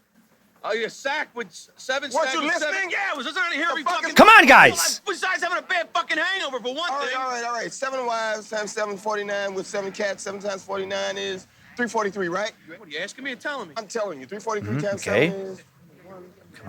Come on. 24. 2,401. What you got, right? Yeah, that's what I got. Is that it? 2401? Nope. It's not, guys. 2401. Because I've seen this scene before. That's not it. Wait. It's a trick. It's a trick. What do you mean? I forgot about the man. What, man? Fuck the man. We got 10 seconds. He said how many were going to St. Ives, right? The riddle begins as I was going to St. Ives. I met a man with 7 wives. The guy and his wives aren't going anywhere. What are they doing? Sitting in the fucking road, waiting on the moon. How the hell should I know? Who was going to St. Ives then? The guy. Just the guy. Just one guy. The answer's 1. The answer is 1. The answer is 1 to that riddle, and if I had 1,000 years to work on that riddle, I would have never solved it. I am probably the world's worst riddle solver. Everyone would have died. The bomb would have gone off if it would have been me. The guy probably didn't actually have a lot of wives also, by the way. Polygamy would have been pretty unusual for a 17th century Cornish village. More likely that the word wife was used by at that time and place to mean woman. It would take well over a century after Ravencroft's 3 Blind Mice was published before the first collection of true English nursery rhymes would be widely printed. 1744. This first major nursery rhyme installment would help usher in the golden age of dark as fuck children's literature. The initial book was called Tommy Thumb's Pretty Songbook. Can you hand me that Pretty Songbook? It contains some of the most popular, also more twisted themed nursery rhymes of them all. No one is 100% sure if Pretty Songbook is the actual first ever collection or if it's simply the oldest surviving collection because it was so widely printed. Both volumes 1 and 2 were advertised for sale in early 1744. Sadly, 0 copies of volume 1 are known to survive today, and only 2 copies of the second volume, the first printing of the second volume, are on record to have survived. If someone finds that first volume in an attic or old family library or something, it's going to fetch you. It's going to fetch a pretty penny. Pretty Songbook Volume 2 included 39 rhymes, which are still familiar today, such as Baa Baa Black Sheep, Hickory Dickory Dock, Girls and Boys Come Out to Play, Plenty of other famous ones we'll discuss, plus two of my favorite titles, Who Killed Cock Robin? And Ride a Cock Horse to Banbury Cross. I shit you not. The actual lyrics of Cock Robin, sadly, are long and fucking boring. I had high hopes, but there's a reason it's not very popular now. It kind of sucks. What even is a cock robin? If I had to guess, I would say it's a chimera of some sort, a hybrid, part bird, part human dick. I mean, right? It's logical. Probably a robin, probably a little bird with a human dick for a head. Ride a Cock Horse to Banbury Cross. This is another banger. You should work this into your songs for little kids' repertoire stat. Ride a cock horse to Banbury Cross to see a fine lady upon a white horse. It's catchy. With rings on her fingers and bells on her toes, she shall have music wherever she goes. And then it just, talks a lot more about this. Ride a cock horse. About this cock horse. Hop on that trusty cocksteed. You gotta ride that cock horse. Yeah. Ride that cock horse. To go see a fine lady upon a white horse. Then ask her why she gets to ride a white horse and why you have a cock horse. Comments under that last video I just played are disabled. Of course they are. Too many people out there like teenage me. Probably throwing a lot of cock comments under a kid's video. What the hell's that one about? Obviously, it's about kids getting fucked by horses, which was super popular in and around Banbury at that time. Banbury was known as the place where kids got fucked by horses. No, I don't think so. I hope not. No one has any idea. A cock horse was just a high-spirited horse. It just it can be a horse that's not a gelding, a horse that hasn't had its nuts whacked off. It's still got that full cock. Another now largely forgotten rhyme from 1744's Tommy Thumb's Pretty Song book is that classic piss-a-bed. Seriously, it's a short one, and it goes like this. Piss-a-bed, barley butt, your bum is so heavy you can't get up. That's it. Seems to be just about bedwetters. Glad none of my friends knew that one back when I was a little mattress soaker. Kids, I'm sure, love this shit. A lot of the rhymes, silly and fun. When it was first printed, there was nothing else like it. Tommy Thumb's Pretty Songbook was carefully designed to delight and appeal to children. It was very small, about 3 inches by 2 inches, would fit perfectly in a child's hand. All the rhymes illustrated, the pages printed in red and black ink. Cute little book. So who wrote it? Since this was the first time, again, that we know of that anything like this had been collected, written down, and printed, there could have been many authors spanning many, many years. The supposed author's name of at least some of the lyrics appears on the final page, the pen name Nurse Lovechild. And no one knows who Nurse Lovechild was, or even if that was a real person. The bookseller who appears on the title page, Mary Cooper, may have been the real author, at least to some of them. Whoever wrote them, some do seem to have some dark origins, like oranges and lemons. Oranges and lemons, say the bells of St. Clements. You owe me 5 farthings, say the bells of St. Martin's. When will you pay me, say the bells of Old Bailey. When I grow rich, say the bells of Shoreditch. When will that be, say the bells of Stepney. I do not know, say the great bell of Bow. Here comes a candle to light you to bed, and here comes a chopper to chop off your head. Chip, chop, chip, chop, the last one is dead. Again, so many beheadings. What does this mean? According to some hardcore nursery rhyme nerds, the bells of the first verse belong to famous churches in London, the very same churches that a condemned man would walk past on his way to the executioner's block. St. Clemens, the first church, thought to be based near the docks where cargo would be delivered from the Mediterranean, including oranges and lemons. Also the dock where condemned men walked their last steps towards their deaths. Right? Imagine walking to your death, bells ringing, then some kids are just singing, "Here comes the chopper, chip, chop, chip, chop." What fun final moments. Ha! Look at the bad sad man, Mummy. Chip, chop, here comes the chopper to chop off your head. So fucking easy to get your head chopped off back then. A lot of people did get their heads chopped off. Between the late 17th, early 19th century, Britain's bloody code made more than 200 crimes punishable by death. Many of them trivial. Between 1770 and 1830, an estimated 35,000 death sentences handed down in England and Wales, of which 7,000 executions were actually carried out, at least 7,000. You can be sent to death for all kinds of stuff. You can be sent to death for stealing 5 shillings worth of goods, petty shoplifting, basically, or for stealing literally anything from a shipwreck. Don't take anything from a shipwreck. Or, this is my favorite, for cutting down a young tree. For, quote, cutting down a young tree.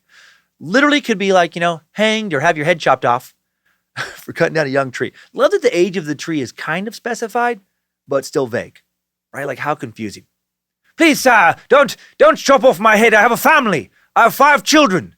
You should have thought about those children when you cut down that young tree, Mr. Withers. But that's just it, sire. I didn't think the tree was young. It's an older tree, sire. I used to climb it myself as a lad. And that is why I was comfortable cutting it down. It's a good 50 years old if it's a day, sire. And you think 50 years is old, Mr. Withers? I do, sire. My wife is 51, Mr. Withers. Would you say I'm married to an old woman? No, sire. Women and trees is different, sire. But she's a girl, but like dogs, trees age a bit different, sire. Did you compare my wife to a dog, Mr. Withers? I think you did. Chop off his head. It's a fucking crazy time to be alive. Another of the Pretty Songbooks tunes for little kids with some darkness in it is one that has remained pretty popular over the years. Mary, Mary, Quite Contrary. Like so many other nursery rhymes, it has an original version, a modern version. Here's the version most of us know. Mary, Mary, quite contrary. How does your garden grow? With silver bells and cockle shells and pretty maids all in a row. The original version, slightly different. It was called Mistress Mary, quite contrary. Mistress Mary, quite contrary. How does your garden grow? With silver bells and cockle shells, and so my garden grows. This one sounds to me like it's about a little girl and her fucking garden that, I don't care about. But it has a number of Anglophile history nerds saying it's again about Bloody Mary and her deadly campaign of religious persecution. Some historical speculation here for sure, but here's what some think. The garden in the lyrics, they think refers to Bloody Mary's growing cemeteries filled with the bodies of Protestant dead that she's executed. And silver bells and cockle shells, colloquialisms for instruments of torture. The silver bells were thumb screws, which would crush the thumb between two hard surfaces by the tightening of said screw. Ouch. Cockle shells, believed to be instruments of torture, attached to a man's genitals to crush those. Ho-ho! More ouch. And the maids, the name of a crude device to behead people called the maiden, a form of guillotine. Makes me think of last week's Suck, Marcel Petiot's head with a smile on his face after being lopped off his body. One of the most famous of these kid songs that was published in Pretty Songbook, one with all kinds of speculation about a dark origin, is London Bridge is Falling Down. This one's been super popular for centuries. Another banger between various YouTube videos, hundreds and hundreds of millions of views. And I always thought it was London Bridges, plural, falling down. It's London Bridge is falling down. And again, there are some interesting variations out there. Oh, I remember Grandma read me this version. At least she didn't perform it this way.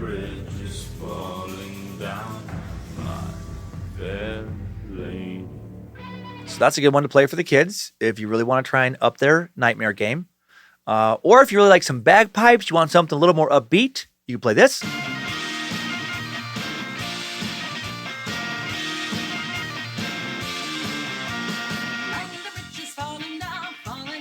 I like this one. It's by Fram, F-R-A-M.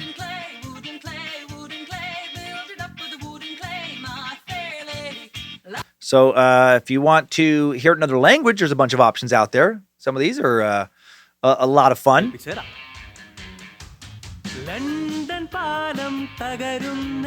has a catchy-ass rhythm.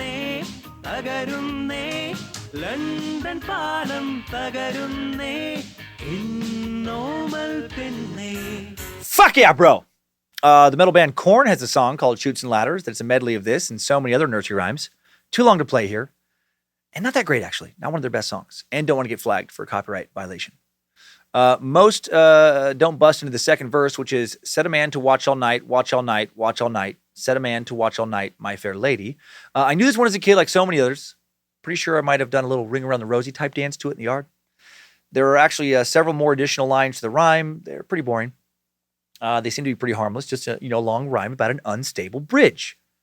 But is that what it's really about? There are three theories. One is that it just is about an old bridge, literally falling down from, years of use, too many people, structures on it for too long. Yeah, and there was a ton of fires as well. Another is that it's about a Viking invasion in the 11th century, tearing the bridge down. And the third is dark as fuck. The third revolves around an ancient game of human centipede. Sacrifice is what I meant, not centipede. Human sacrifice is what I didn't mean to say, but should have meant to say. But now you're thinking about human centipede. Before looking into these three theories, let's learn some history about London bridges. There has been several. I find this very interesting. There has been a bridge across the River Thames in London for nearly 2,000 years. The first London Bridge was built by the Romans back in 43 CE. They built a temporary pontoon bridge, planks laid across a row of anchored boats. That's pretty clever.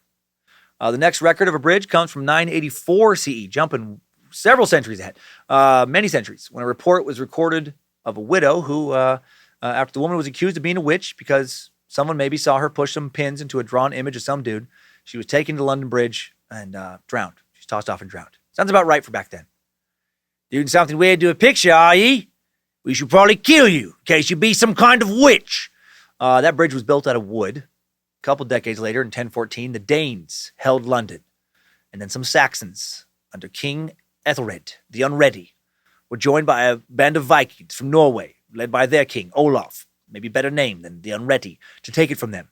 They sailed up the River Thames to attack the bridge and divide the Danes. They rowed up under the bridge, tied cables around the pile supporting it, rowed off at full speed, and pulled that motherfucker down. Those are some strong-ass rowers. The bridge they pulled down was big. Cottages stood on it with thatched roofs. And the London Bridge, once again, had to be rebuilt. 1176, the first stone London Bridge begins to be built under the direction of Peter of Colchurch, priest, chaplain, engineer.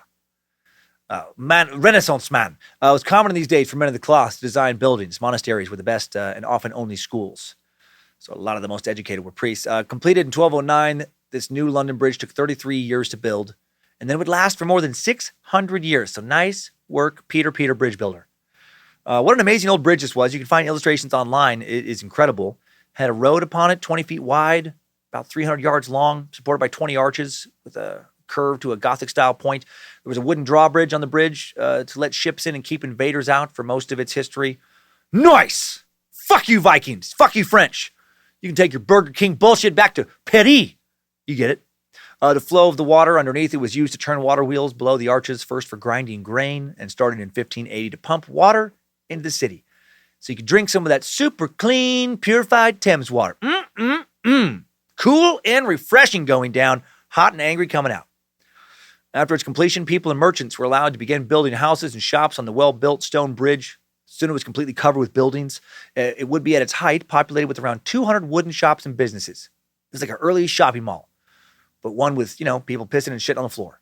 But pretty cool. Not the pissing and shit on the floor part. Cool that, they had all these shops and stuff on this massive old bridge.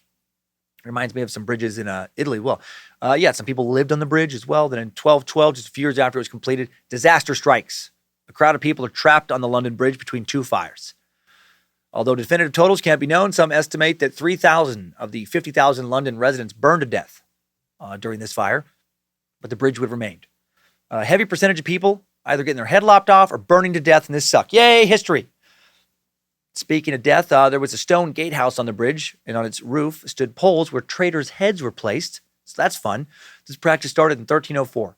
Oliver Cromwell's head will be placed on one of the poles 350 years later. His quote-unquote execution is so fucking weird. Not going to get too far into Cromwell's life story. Not really at all. Too complicated to explain quickly. But his execution, this is worth it. This deviation is worth it. This is not the first time something like this has come up in one of our stories, but it's been a while. It took place well after he died. Dude died of natural causes after living to the age of 59, probably related to malaria. He was buried with honor. He was a national hero. In 2002, in a BBC poll, he was still selected as one of the 10 greatest Britons of all time. Well, some political shit changed shortly after his death, centered around some Game of Thrones royal vengeance stuff, and it leads to Oliver's body being exhumed. They fucking dig him up over 2 years after he dies, along with the bodies of 2 other dead guys. They're all dug up. They're posthumously executed. Cromwell's rotten body, exhumed from Westminster Abbey in the morning, publicly dragged through the streets for a while in London, taken to Tyburn Gallows. Let's get him! Next, his corpse is strung up in chains. His long-dead corpse until 4 o'clock that afternoon. Then it's struck down and then decapitated. Then his head is impaled on a 20-foot pole and displayed in front of Westminster Hall. That'll teach him!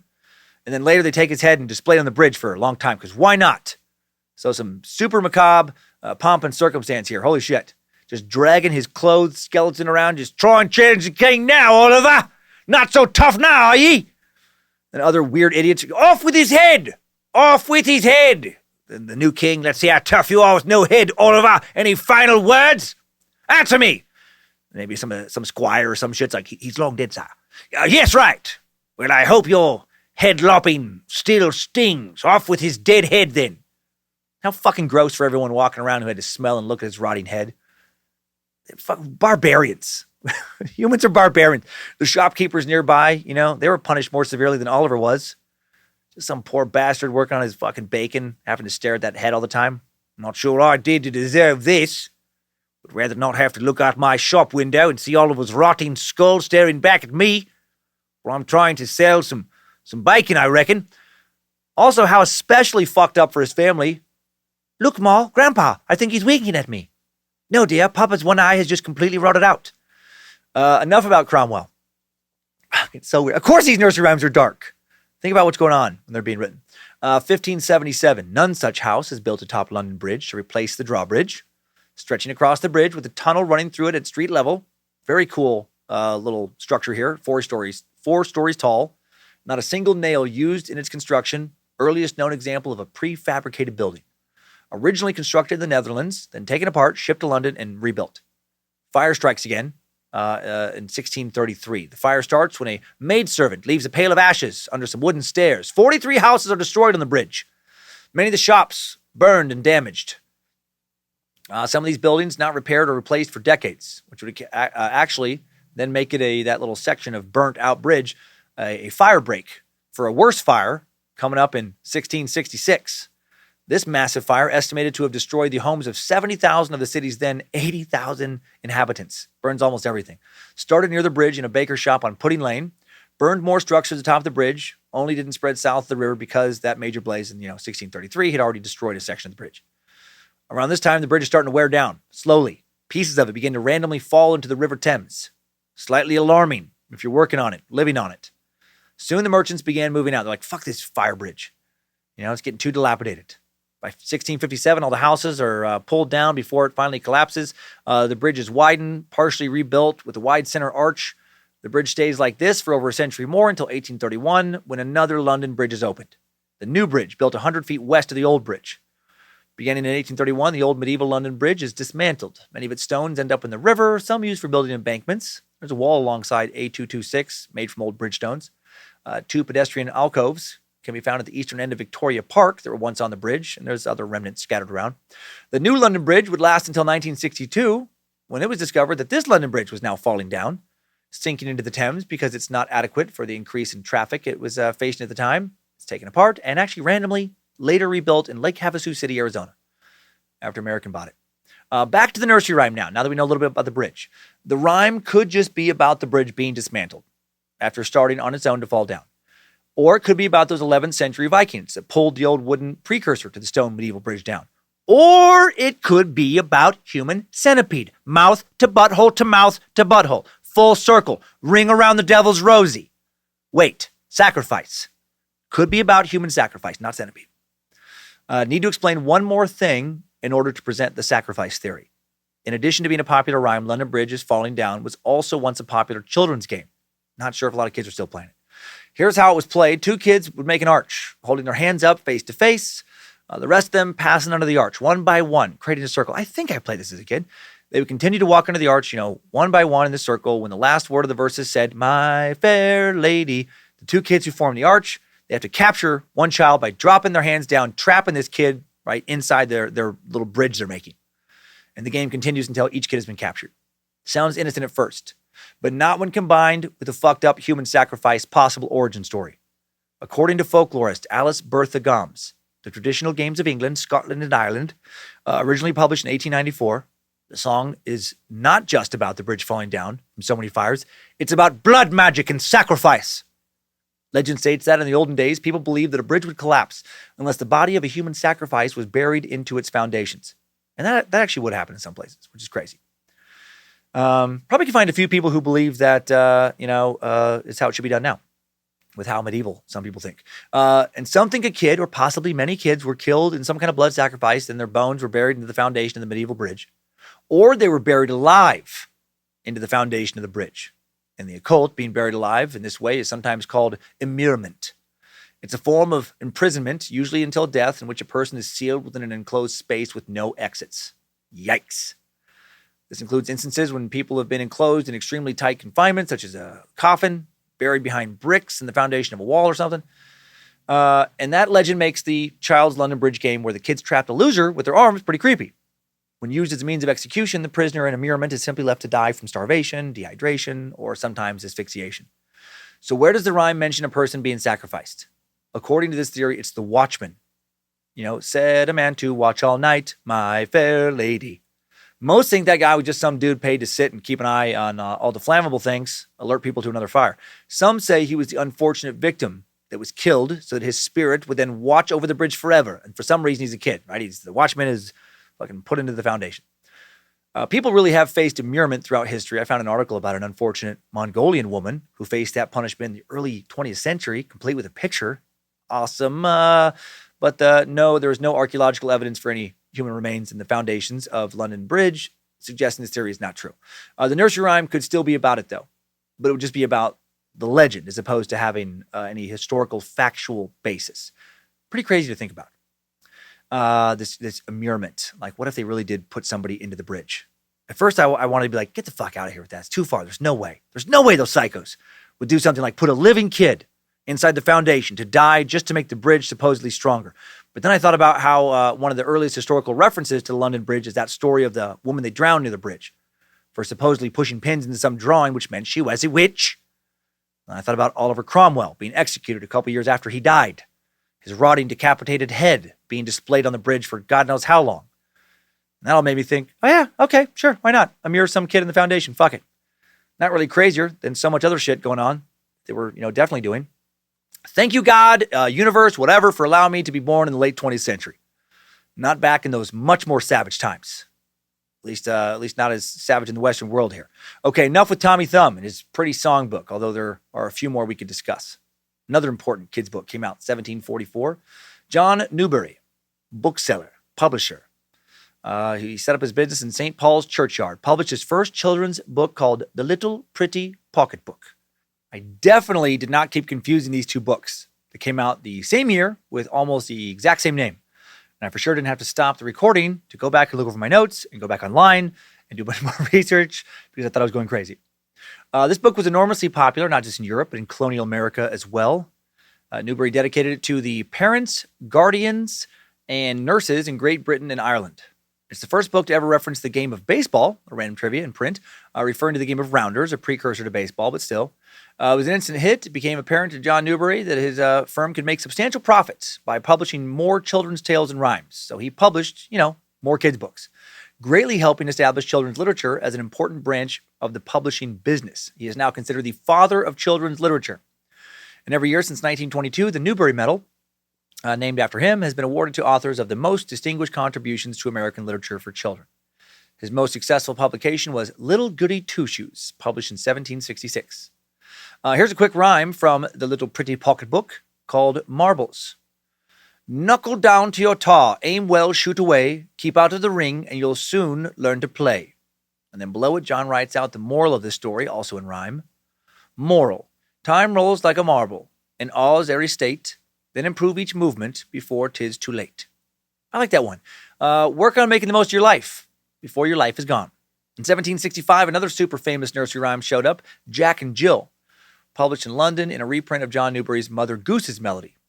Jack and Jill went up the hill to fetch a pail of water. Jack fell down and broke his crown, and Jill came tumbling after. I remember as a kid thinking that one was weird. Right? What kind of water hill were these two dipshits walking up? Why was it so steep? If it was some kind of death trap, why did they have to do it? Why couldn't someone older, stronger, more agile do it? Does breaking a crown equal cracking your skull open? Once again, what in the hell are they talking about here? Some people online think this is coded language alluding to the executions of French King Louis XVI and Marie Antoinette, and those people are wrong. They were executed in 1793, well after this rhyme first showed up. Some of the small Old English town of Kilmersdon, population 541, claim this rhyme is about a couple in 1697 who used to live there, and they'd sneak up on a hill for some time away from their spouses, for a little affair. They have signs and a little path marked off and everything about this. Tourism ploy, maybe. According to this bit of legend, this adulterous affair led to Jill getting pregnant, and Jack then somehow dying from falling on a rock and caving his fucking skull in. And then poor Jill allegedly went on to die in childbirth. Another possible dark origin story.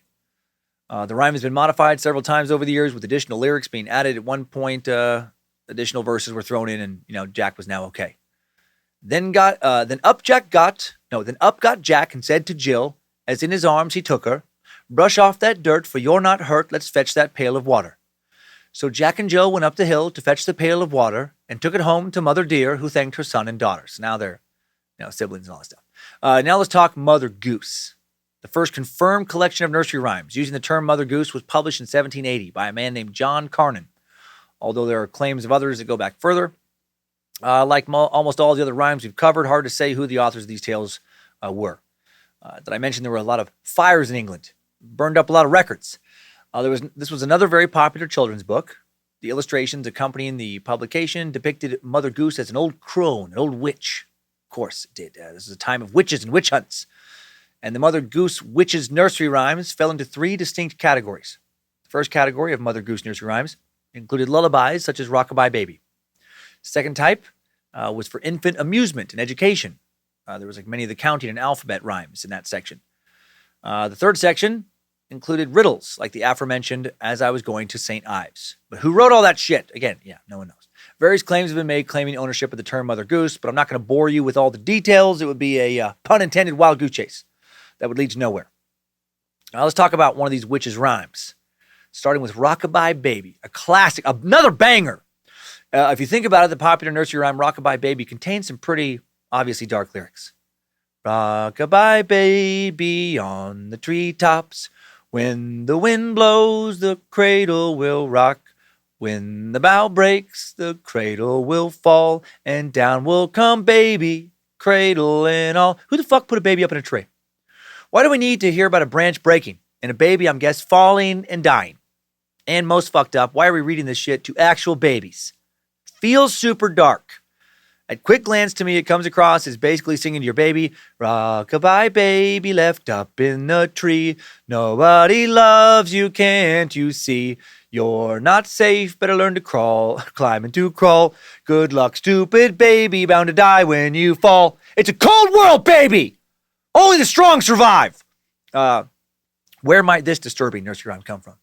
Some claim that the impetus of Rock-a-Bye Baby comes from the real-life Kenyan family of Derbyshire, not Derbyshire, Derbyshire, not hobbits. I remember the feedback.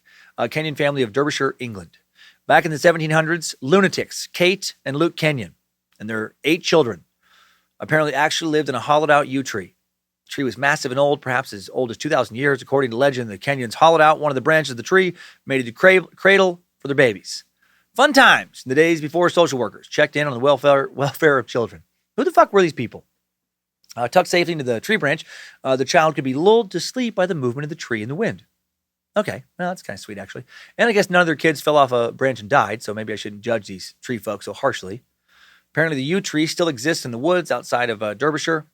There are some pictures online. It was damaged in the 1930s when vandals lit a fire inside of it. Another possible origin story for Rock-a-Bye Baby claims that the lyrics were based on the written observations of a pilgrim boy new to the New World. The young child witnessed Native American mothers placing their infants in sturdy cradles made from birch bark. These cradles were then hung from trees from low branches, and the soothing motion of the wind would gently rock the babies to sleep, freeing up the moms to do their other work.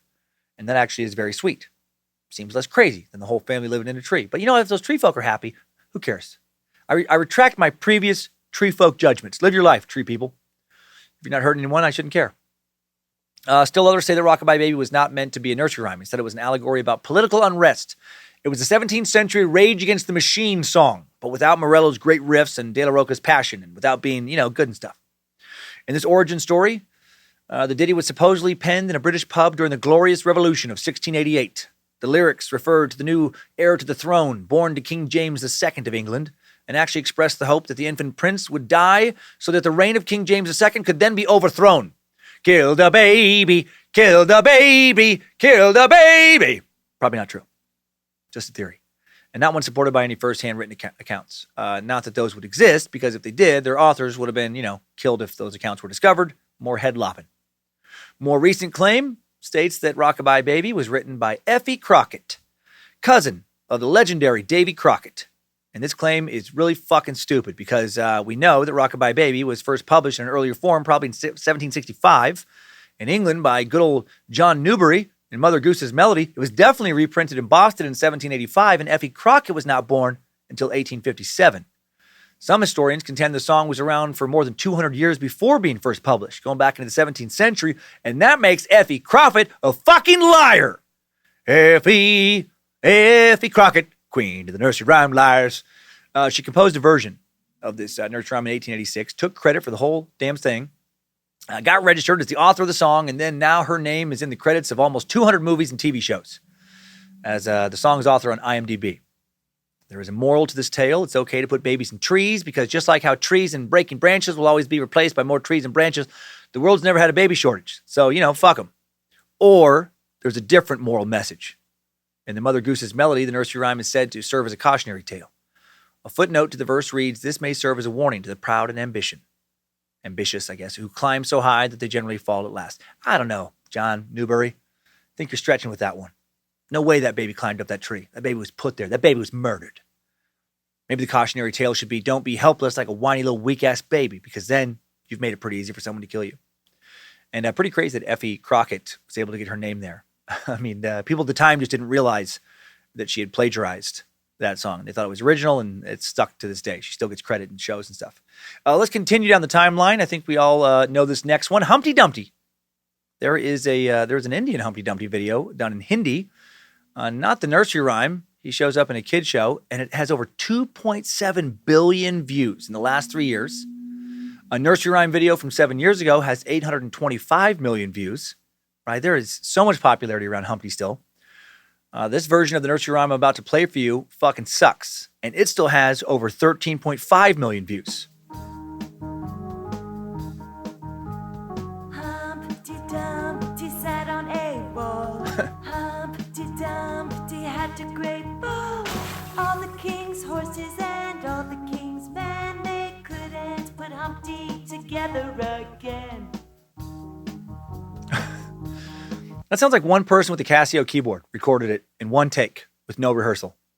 Usually represented by an egg, Humpty Dumpty remains one of the most famous characters in the history of English nursery rhymes. Been a hit for over 200 years, dates back to the early 19th century, first found in a manuscript of Mother Goose's Melody in 1803. First published in Gammer Gurdon's Garland in 1810, it was actually a riddle, with the answer to the riddle being that Humpty Dumpty was an egg. Seriously, he was never mentioned in the rhyme as being an egg, but we know him as an egg, mainly because he was drawn that way. According to the Oxford English Dictionary, in the 17th century, Humpty Dumpty was the name of a kind of brandy. The term also uses slang to describe a dull or rotund person. There are several versions of the lyrics. The first printed version goes like this. Humpty Dumpty sat on a wall. Humpty Dumpty had a great fall. 80 men and 80 more cannot place Humpty Dumpty as he was before. The version we know now is, Humpty Dumpty sat on the wall. Humpty Dumpty had a great fall. All the king's horses and all the king's men couldn't put Humpty together again. Definitely used to say that one a bunch when I was little. I feel like learning a bunch of these did help me with memorization. Also had some questions and concerns about this one. If Humpty was so damn fragile, why was he up on the fucking wall? I'm pretty sure I asked my grandma that. If you're some kind of weird, fragile egg person, stay off of walls. Stay out of trees. You got to be careful. When you sleep, make sure that the mattress is on the floor and surround yourself with guardrails. There's a lot of situations that can go real wrong for you real quick. Back to the question of Mr. Dumpty being an egg. The lyrics never explicitly say that again. Some speculate that instead of Humpty Dumpty being an egg, he was actually a big old cannon, which sat upon a church tower in Colchester. He sat there until a barrage of cannonballs destroyed the tower and sent Humpty into the marshland below. That's why he fell. Plenty of people died as a result. When the cannon was finally recovered, they were never able to fix the cannon back up to its former glory, never able to get it back up there. That origin story makes sense to me. It's pretty cool. I buy it. One of the most popular nursery rhymes, perhaps most commonly associated with dark origins, Ring Around the Rosie. Classic. Published first in 1881 in England. This one is interesting. The most famous part, at least today, goes like this. Ring around the rosy, pocket full of posies, ashes, ashes, we all fall down. I have a flash memory of singing that verse with a neighbor girl. Early friend, Sarah Lawrence. I couldn't have been even in kindergarten yet. We held hands, we spun around, we smiled and laughed, and we fell down. The name of the folk song and singing game in the U.S. is Ring Around the Rosie. Its original name is Ring a Ring of Roses. First published in 1881, believed by folklorists and historians to exist at least 100 years earlier in some form. There are now some pretty interesting versions of this little ditty on the web. I like this metal version by Sam Kirshner.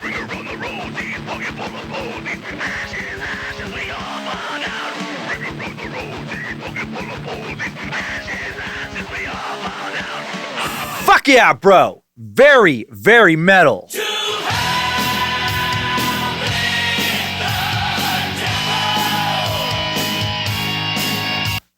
Now to the dark origin claims. Many people think this song is all about the Great Plague of 1665 in London that ravaged the city, killing a big chunk of London's population, which it did. That plague killed an estimated 100,000 people, almost a quarter of London's population in just 18 months. To put that kind of carnage in perspective, as I did the research, COVID currently blamed for 742,000 deaths in the U.S. If COVID was as untreatable and lethal as the bubonic plague back in 1665, it would have killed 82,375,000 by now in this country alone. A quarter of the total population of 329,500,000. It would have killed over 111 times the amount it has killed. Think about how many conspiracies would be floating around now if that many people died. We'd be living in a fucking wasteland. America would have broken off into crazy little dystopian factions by now. Be full-on Mad Max life. According to this plague origin theory, the Rosie represents the red rash that covered plague victims, while many carried a pocket full of posies to prevent breathing in the smell, right? The evil demon essence of the afflicted. People thought you got the plague by sniffing it. They didn't know what germs were yet. The last line, we all fall down, pretty self-explanatory, death. Interesting origin story, feels plausible, but is it? Maybe. A lot of people think probably not. It doesn't seem that anyone made that association back in the 19th century when it was actually published. The idea that the song was about the plague only came after the lyrics had been changed in the 20th century, so that's suspicious. Here are the original lyrics. Ring a roses, pocket full of posies, a tissue, we all fall down.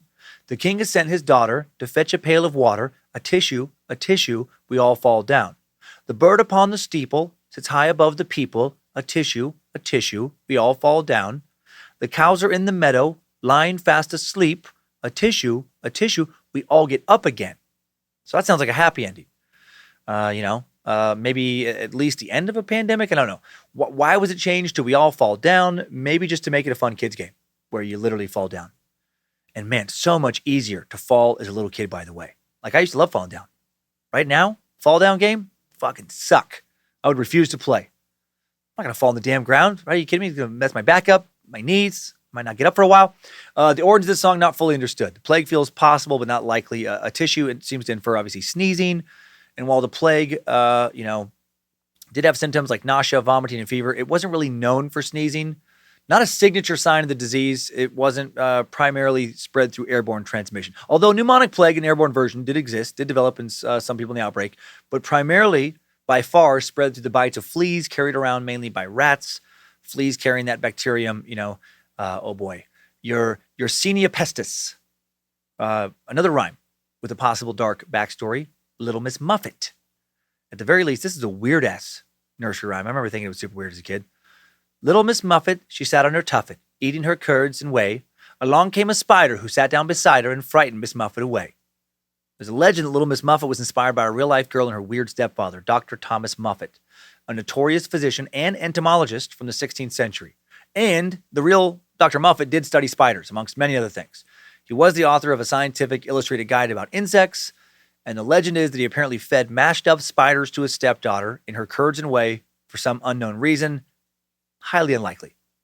Much more likely that people who were afraid of spiders just thought he was a fucking weirdo for studying spiders when, people didn't do shit like that. And they made up a clever little rhyme about what life must have been like for his stepdaughter. And then there is Peter Pumpkin Eater.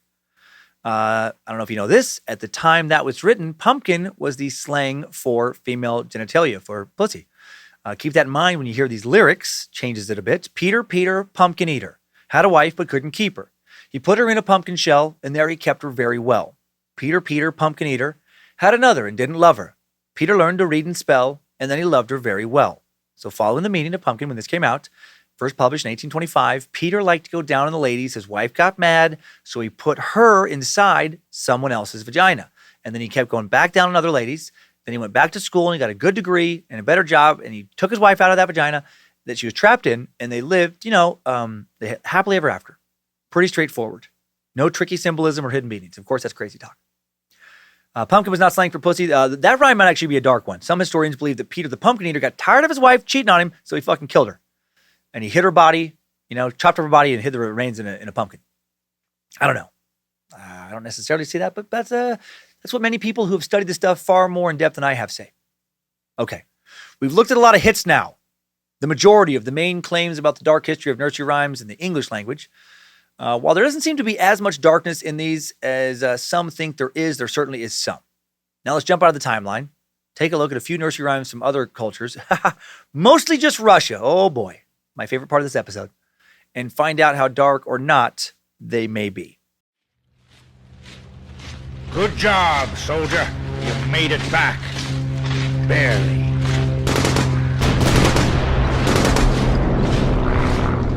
Fucking Russia. If I had to pick one country outside of the U.S. to consistently research, it's got to be Russia. I find so many stories there darkly hilarious. It's just so grim and nihilistic in various points in its history. To be fair to Russia here, the nursery rhymes I've picked to read first come from Ben Rosenfield, son of Jewish Russian immigrants. And he is a comedian, not a historian. Also took a bunch of traditional Russian nursery rhymes, translated them into English with accompanying artwork and a very funny book called, I think, Russian Optimism, Dark Nursery Rhymes to Cheer You Right Up. Some Russian readers in the comment section under the book do say that some of the wit and context is lost in translation. But even if they're distorted, after finding these, I could not share them with you. I hope you find them as amusing as I do. Allow me to read several in a shitty Russian accent over some stereotypical old-timey Russian music. This first one is called Brighter Side. In my childhood, my mom gouged out my eyes so that I wouldn't find the jam. Now I don't watch movies and don't read fairy tales. But on the bright side, I smell and hear very well. I hope you like that rhyme. Here another one called Digging a Hole. A little boy was digging a hole in the ground. Suddenly his shovel hit metal. His arms are on the pine tree, his balls on the oak tree.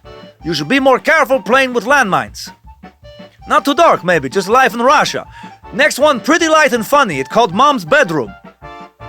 From Mom's bedroom, a crooked-legged cripple emerged. It was Dad. I walk same way. Our gene pool is bad. This next ditty called Old Lawnmower.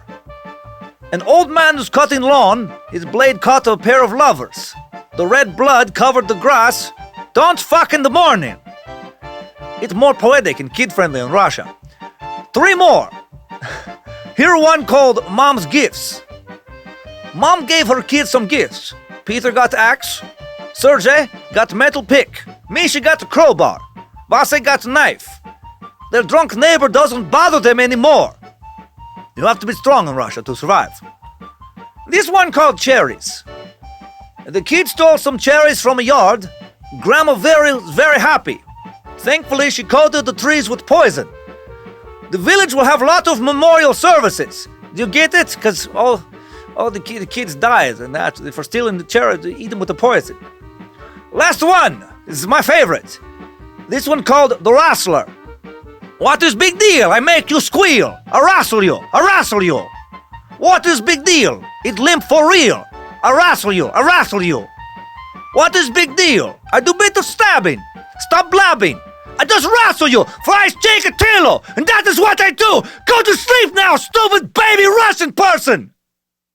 The last one a little bit darker, maybe not real. Okay. Maybe I made up the last one. I don't know. It's hard to say. Did Ben make up the previous ones? Maybe. But if he did, he also got a bunch of online reviewers to vouch for their authenticity. I hope they're real. I hope some version of them is real. And I hope they're super old. Here's a traditional Russian nursery rhyme. Lullaby not from that collection. This one is pretty well known. You can find a lot of videos of it. First published in 1811, it's called Bayu Bayushki Bayu, a.k.a. the Russian wolf lullaby. Sleep, sleep, sleep. Don't lie too close to the edge of the bed, or little gray wolf will come and grab you by the flank, drag you into the woods underneath the willow root. Hey! So probably rhymes, in Russian. Comes across pretty fucked up. Comes across a pretty brutal lullaby there. Just Go to sleep, or scary wolf come bite you on back. Sink fang deep, make you weep, drag you screaming so much blood. Lay in heap, and die in cold wolf den. Is there a moral to the story? I don't know. Maybe, but I can't find it. Original meaning, I think just might be that, you got to keep an eye out for hungry wolves, and you're never safe. Russia, what's a country? Russia isn't the only other country with some interesting bedtime stories. Check out this sweet Portuguese nursery rhyme from Brazil called Nana Nene. Not sure when it was first printed, but it seems to have been around for a long time. It invokes the kuka, a crocodile hag monster thing from local legends. The story seems to focus on the idea that parents are not able to protect their kids. It's very comforting. It features an ox monster, a boogeyman called Bicho Papayo, who lurks around on the roof. And the translation here is, hush little baby, hush little baby, I'm not making this up, hush little baby, Kuka is coming to get you. Papa went to the fields, Mama went to work. Black-faced ox, come grab this child who is scared of grimaces. Boogeyman, get off the roof. Let this child sleep peacefully. Who the fuck is singing that to their kid? And then there is Dormete Niño, lullaby sung in Spain, various Latin American countries, several different versions. Again, not sure when it first came around. Seems to be pretty old. Warns kids that if you don't go to fucking sleep, a shape-shifting monster called the Cuco will eat you. So listen to your parents. The English translation, the most known version is, sleep little one, sleep already, or the Coco will come and take you away. Sleep little one, sleep already, or the Coco will come and eat you up. Right? Go to sleep, or a fucking monster is going to find you and eat your little dumbass. In Haiti, they have a similar song, but the monster there is a big crab. And in Iceland, so much weird folklore in Iceland, maybe the king of weird folklore. Unnamed classic from at least as far back as 1936. Apparently translates into, sleep, you black-eyed pig. Fall into... This would kill me. It's so dumb. Sleep, you black-eyed pig. Fall into a deep pit of ghosts. What the fuck? I love the line, fall into a deep pit of ghosts. If you don't go to bed, you're going to fall into a ghost pit. What the hell's going on over there? What the hell's going on everywhere with these rhymes? Let's recap. How dark was the dark history of nursery rhymes? Was it as fucked up as you thought it would be? Did we skip some that you thought were darker? Maybe there's a lot of them out there. These ones were darker in many ways than I expected, but also nursery rhymes more helpful than I realized when it comes to how we begin to learn language. I was amazed by how many of these I had not thought about in years, and yet I still remember the words and melodies, acoustic encoding works. I mean, it like time traveled me. Hearing some of these, I was back in Riggins. I was sitting in my grandparents' backyard playing patty cake with Grandma Betty, sitting in my great-grandma Estelle's, living room floor, singing some of these nursery rhymes with her.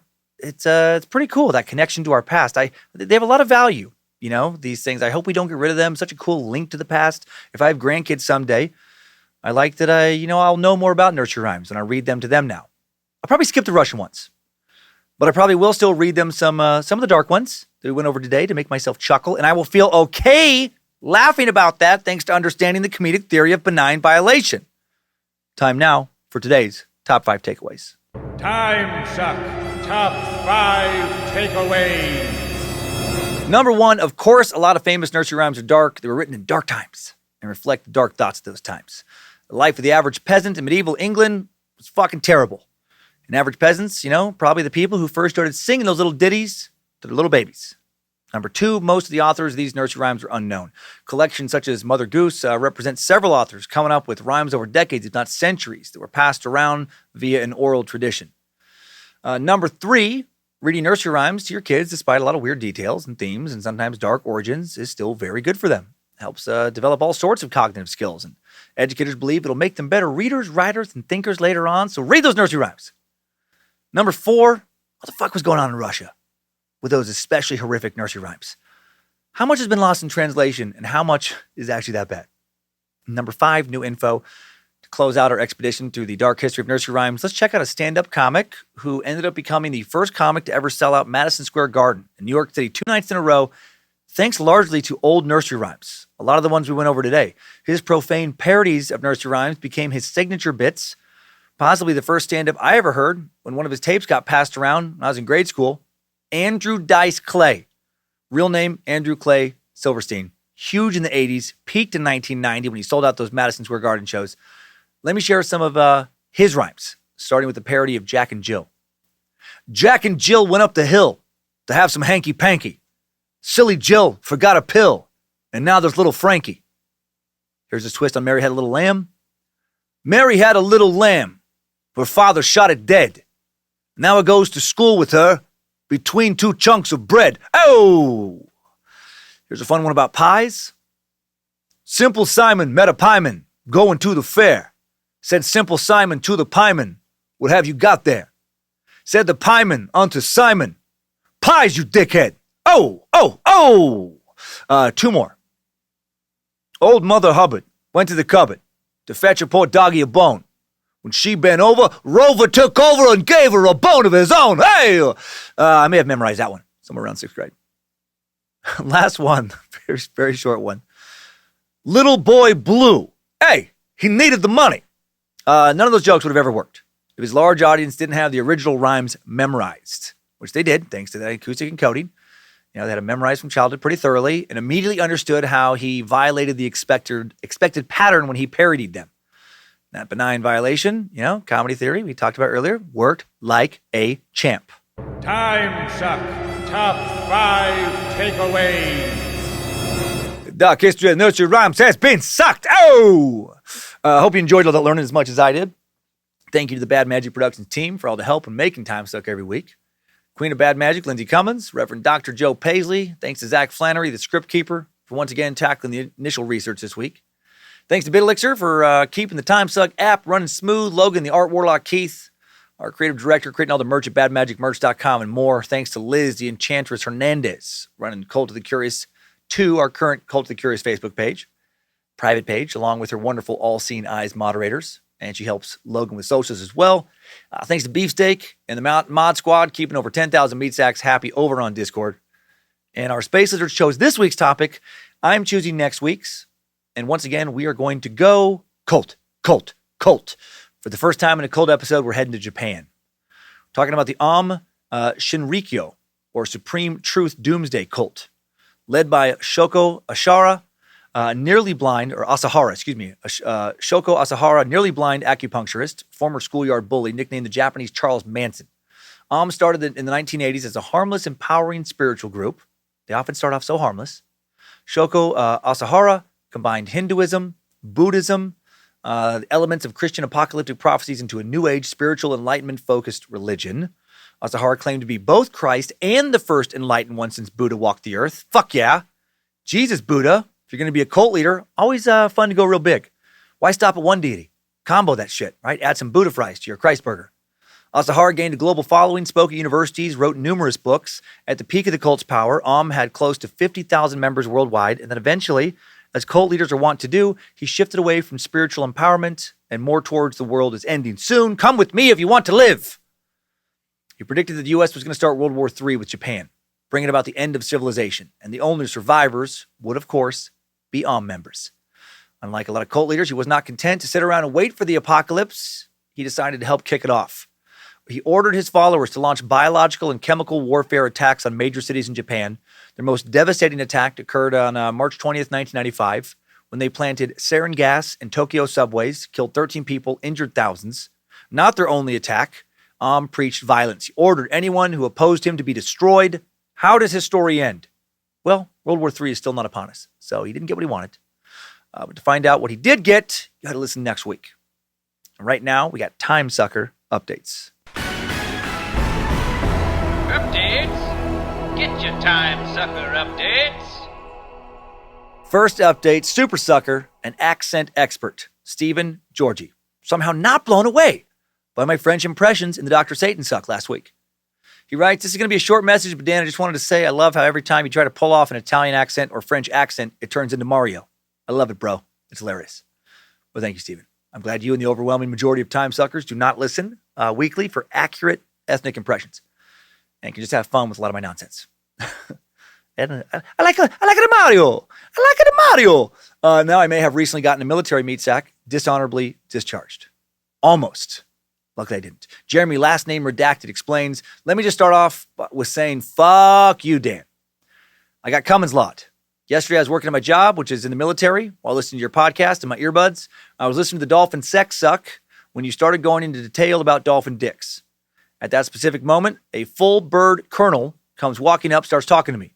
Now, we're not technically supposed to wear earbuds while we work in the military, so I took them out as a sign of respect when the podcast starts playing on my phone now. Played for approximately 10 seconds of pure, complete, utter torture, as you explain the size of dolphin dicks. I've never seen an officer walk away so fast. Anyway, sorry for the long message. Love the podcast, love the topics. Oh, and your voice is the only voice I can stand on a podcast, by the way. So you have a time sucker for life. P.S. If you read this on the show, can you leave my last name out? Yeah, last name redacted, Jeremy. So glad you did not get in trouble. Also glad you like my voice. I can't handle hearing it myself. It's always far less manly when I listen. I'm like, that's how I sound, son of a bitch. And I always think, man, my mouth really is mushy. Okay. That's a hilarious 10 seconds for someone to hear out of context. Guessing that officer still thinks about that from time to time. I worry about our future, Amy. Dolphin dicks. One of the guys was learning about dolphin dicks when he's supposed to be upgrading our computers. What kind of world is it anymore? What's the world coming to when all people care about is dolphin dicks? Quick Oregon Trail update from funny sucker Brian Hood. Brian writes, Dear Dan, thanks to your last suck, we have rediscovered the Oregon Trail game. My son has had cholera, a broken arm, leg, lost food to thieves, and dumped his wagon in the drink and still lived. He's like the John Wick of the Oregon Trail. Thanks for the good times, Brian. Dude, that John Wick reference killed me. So good. I love those movies, by the way. I'm so glad you have an indestructible son. Also, got some new Michael motherfucking McDonald info. It's getting harder and harder to learn something new about the guy since I've already looked into so much. But Meat Sack musical historian Brian McVicker just blew my mind. He wrote, Dear Triple M worshiper, master of the suck, spoon launching marauder, etc. I expect you might know this. I didn't, but in case you don't, Triple M apparently worked on the Van Halen album 1984. What the fuck? Pretty cool. I expect you'll talk about this on Timesuck at some point. Timesuck rocks. Keep it up, master. Brian. Did not know this, Brian. Yeah, found out thanks to you. Thanks for the link you sent in the video. I listened to it. Yeah, David Lee Roth got a hold of Michael McDonald. He was having some songwriting problems working on 1984. They brought in Michael McDonald to help write I'll Wait. And then McDonald helped write some of the verses, and he wrote the chorus. And then Van Halen tried to cut Triple M out of the songwriting credit. He got pissed, talked to some people, some management. And then while he was not initially credited, he was credited later. And he's, made sure to get all his royalties. You don't fuck with Triple M. He doesn't take it. Let me play some of that chorus. This is Triple M's words sung by David Lee Roth and Van Halen.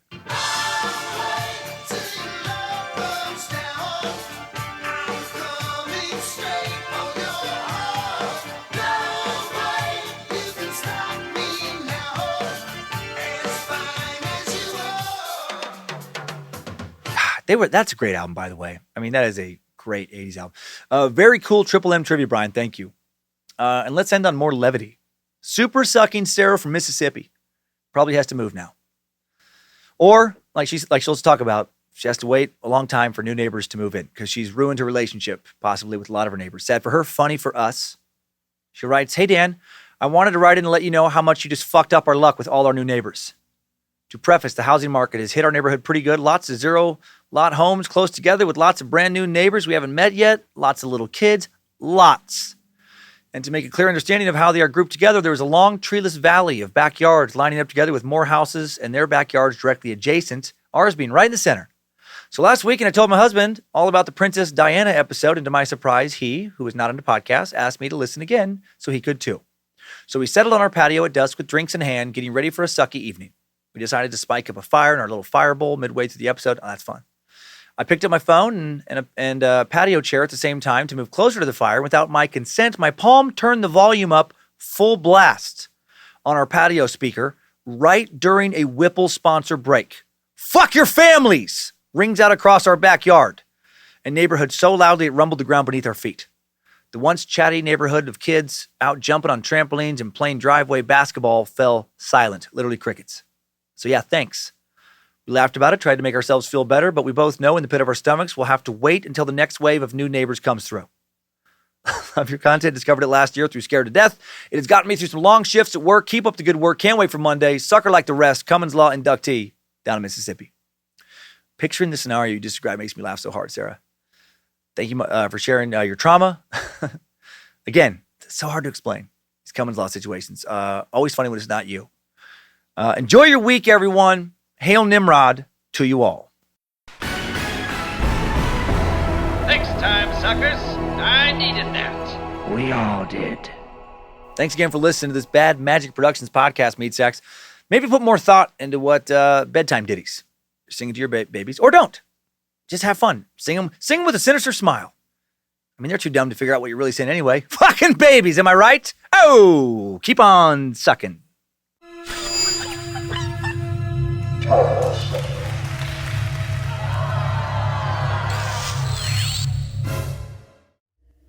Bad Magic Productions.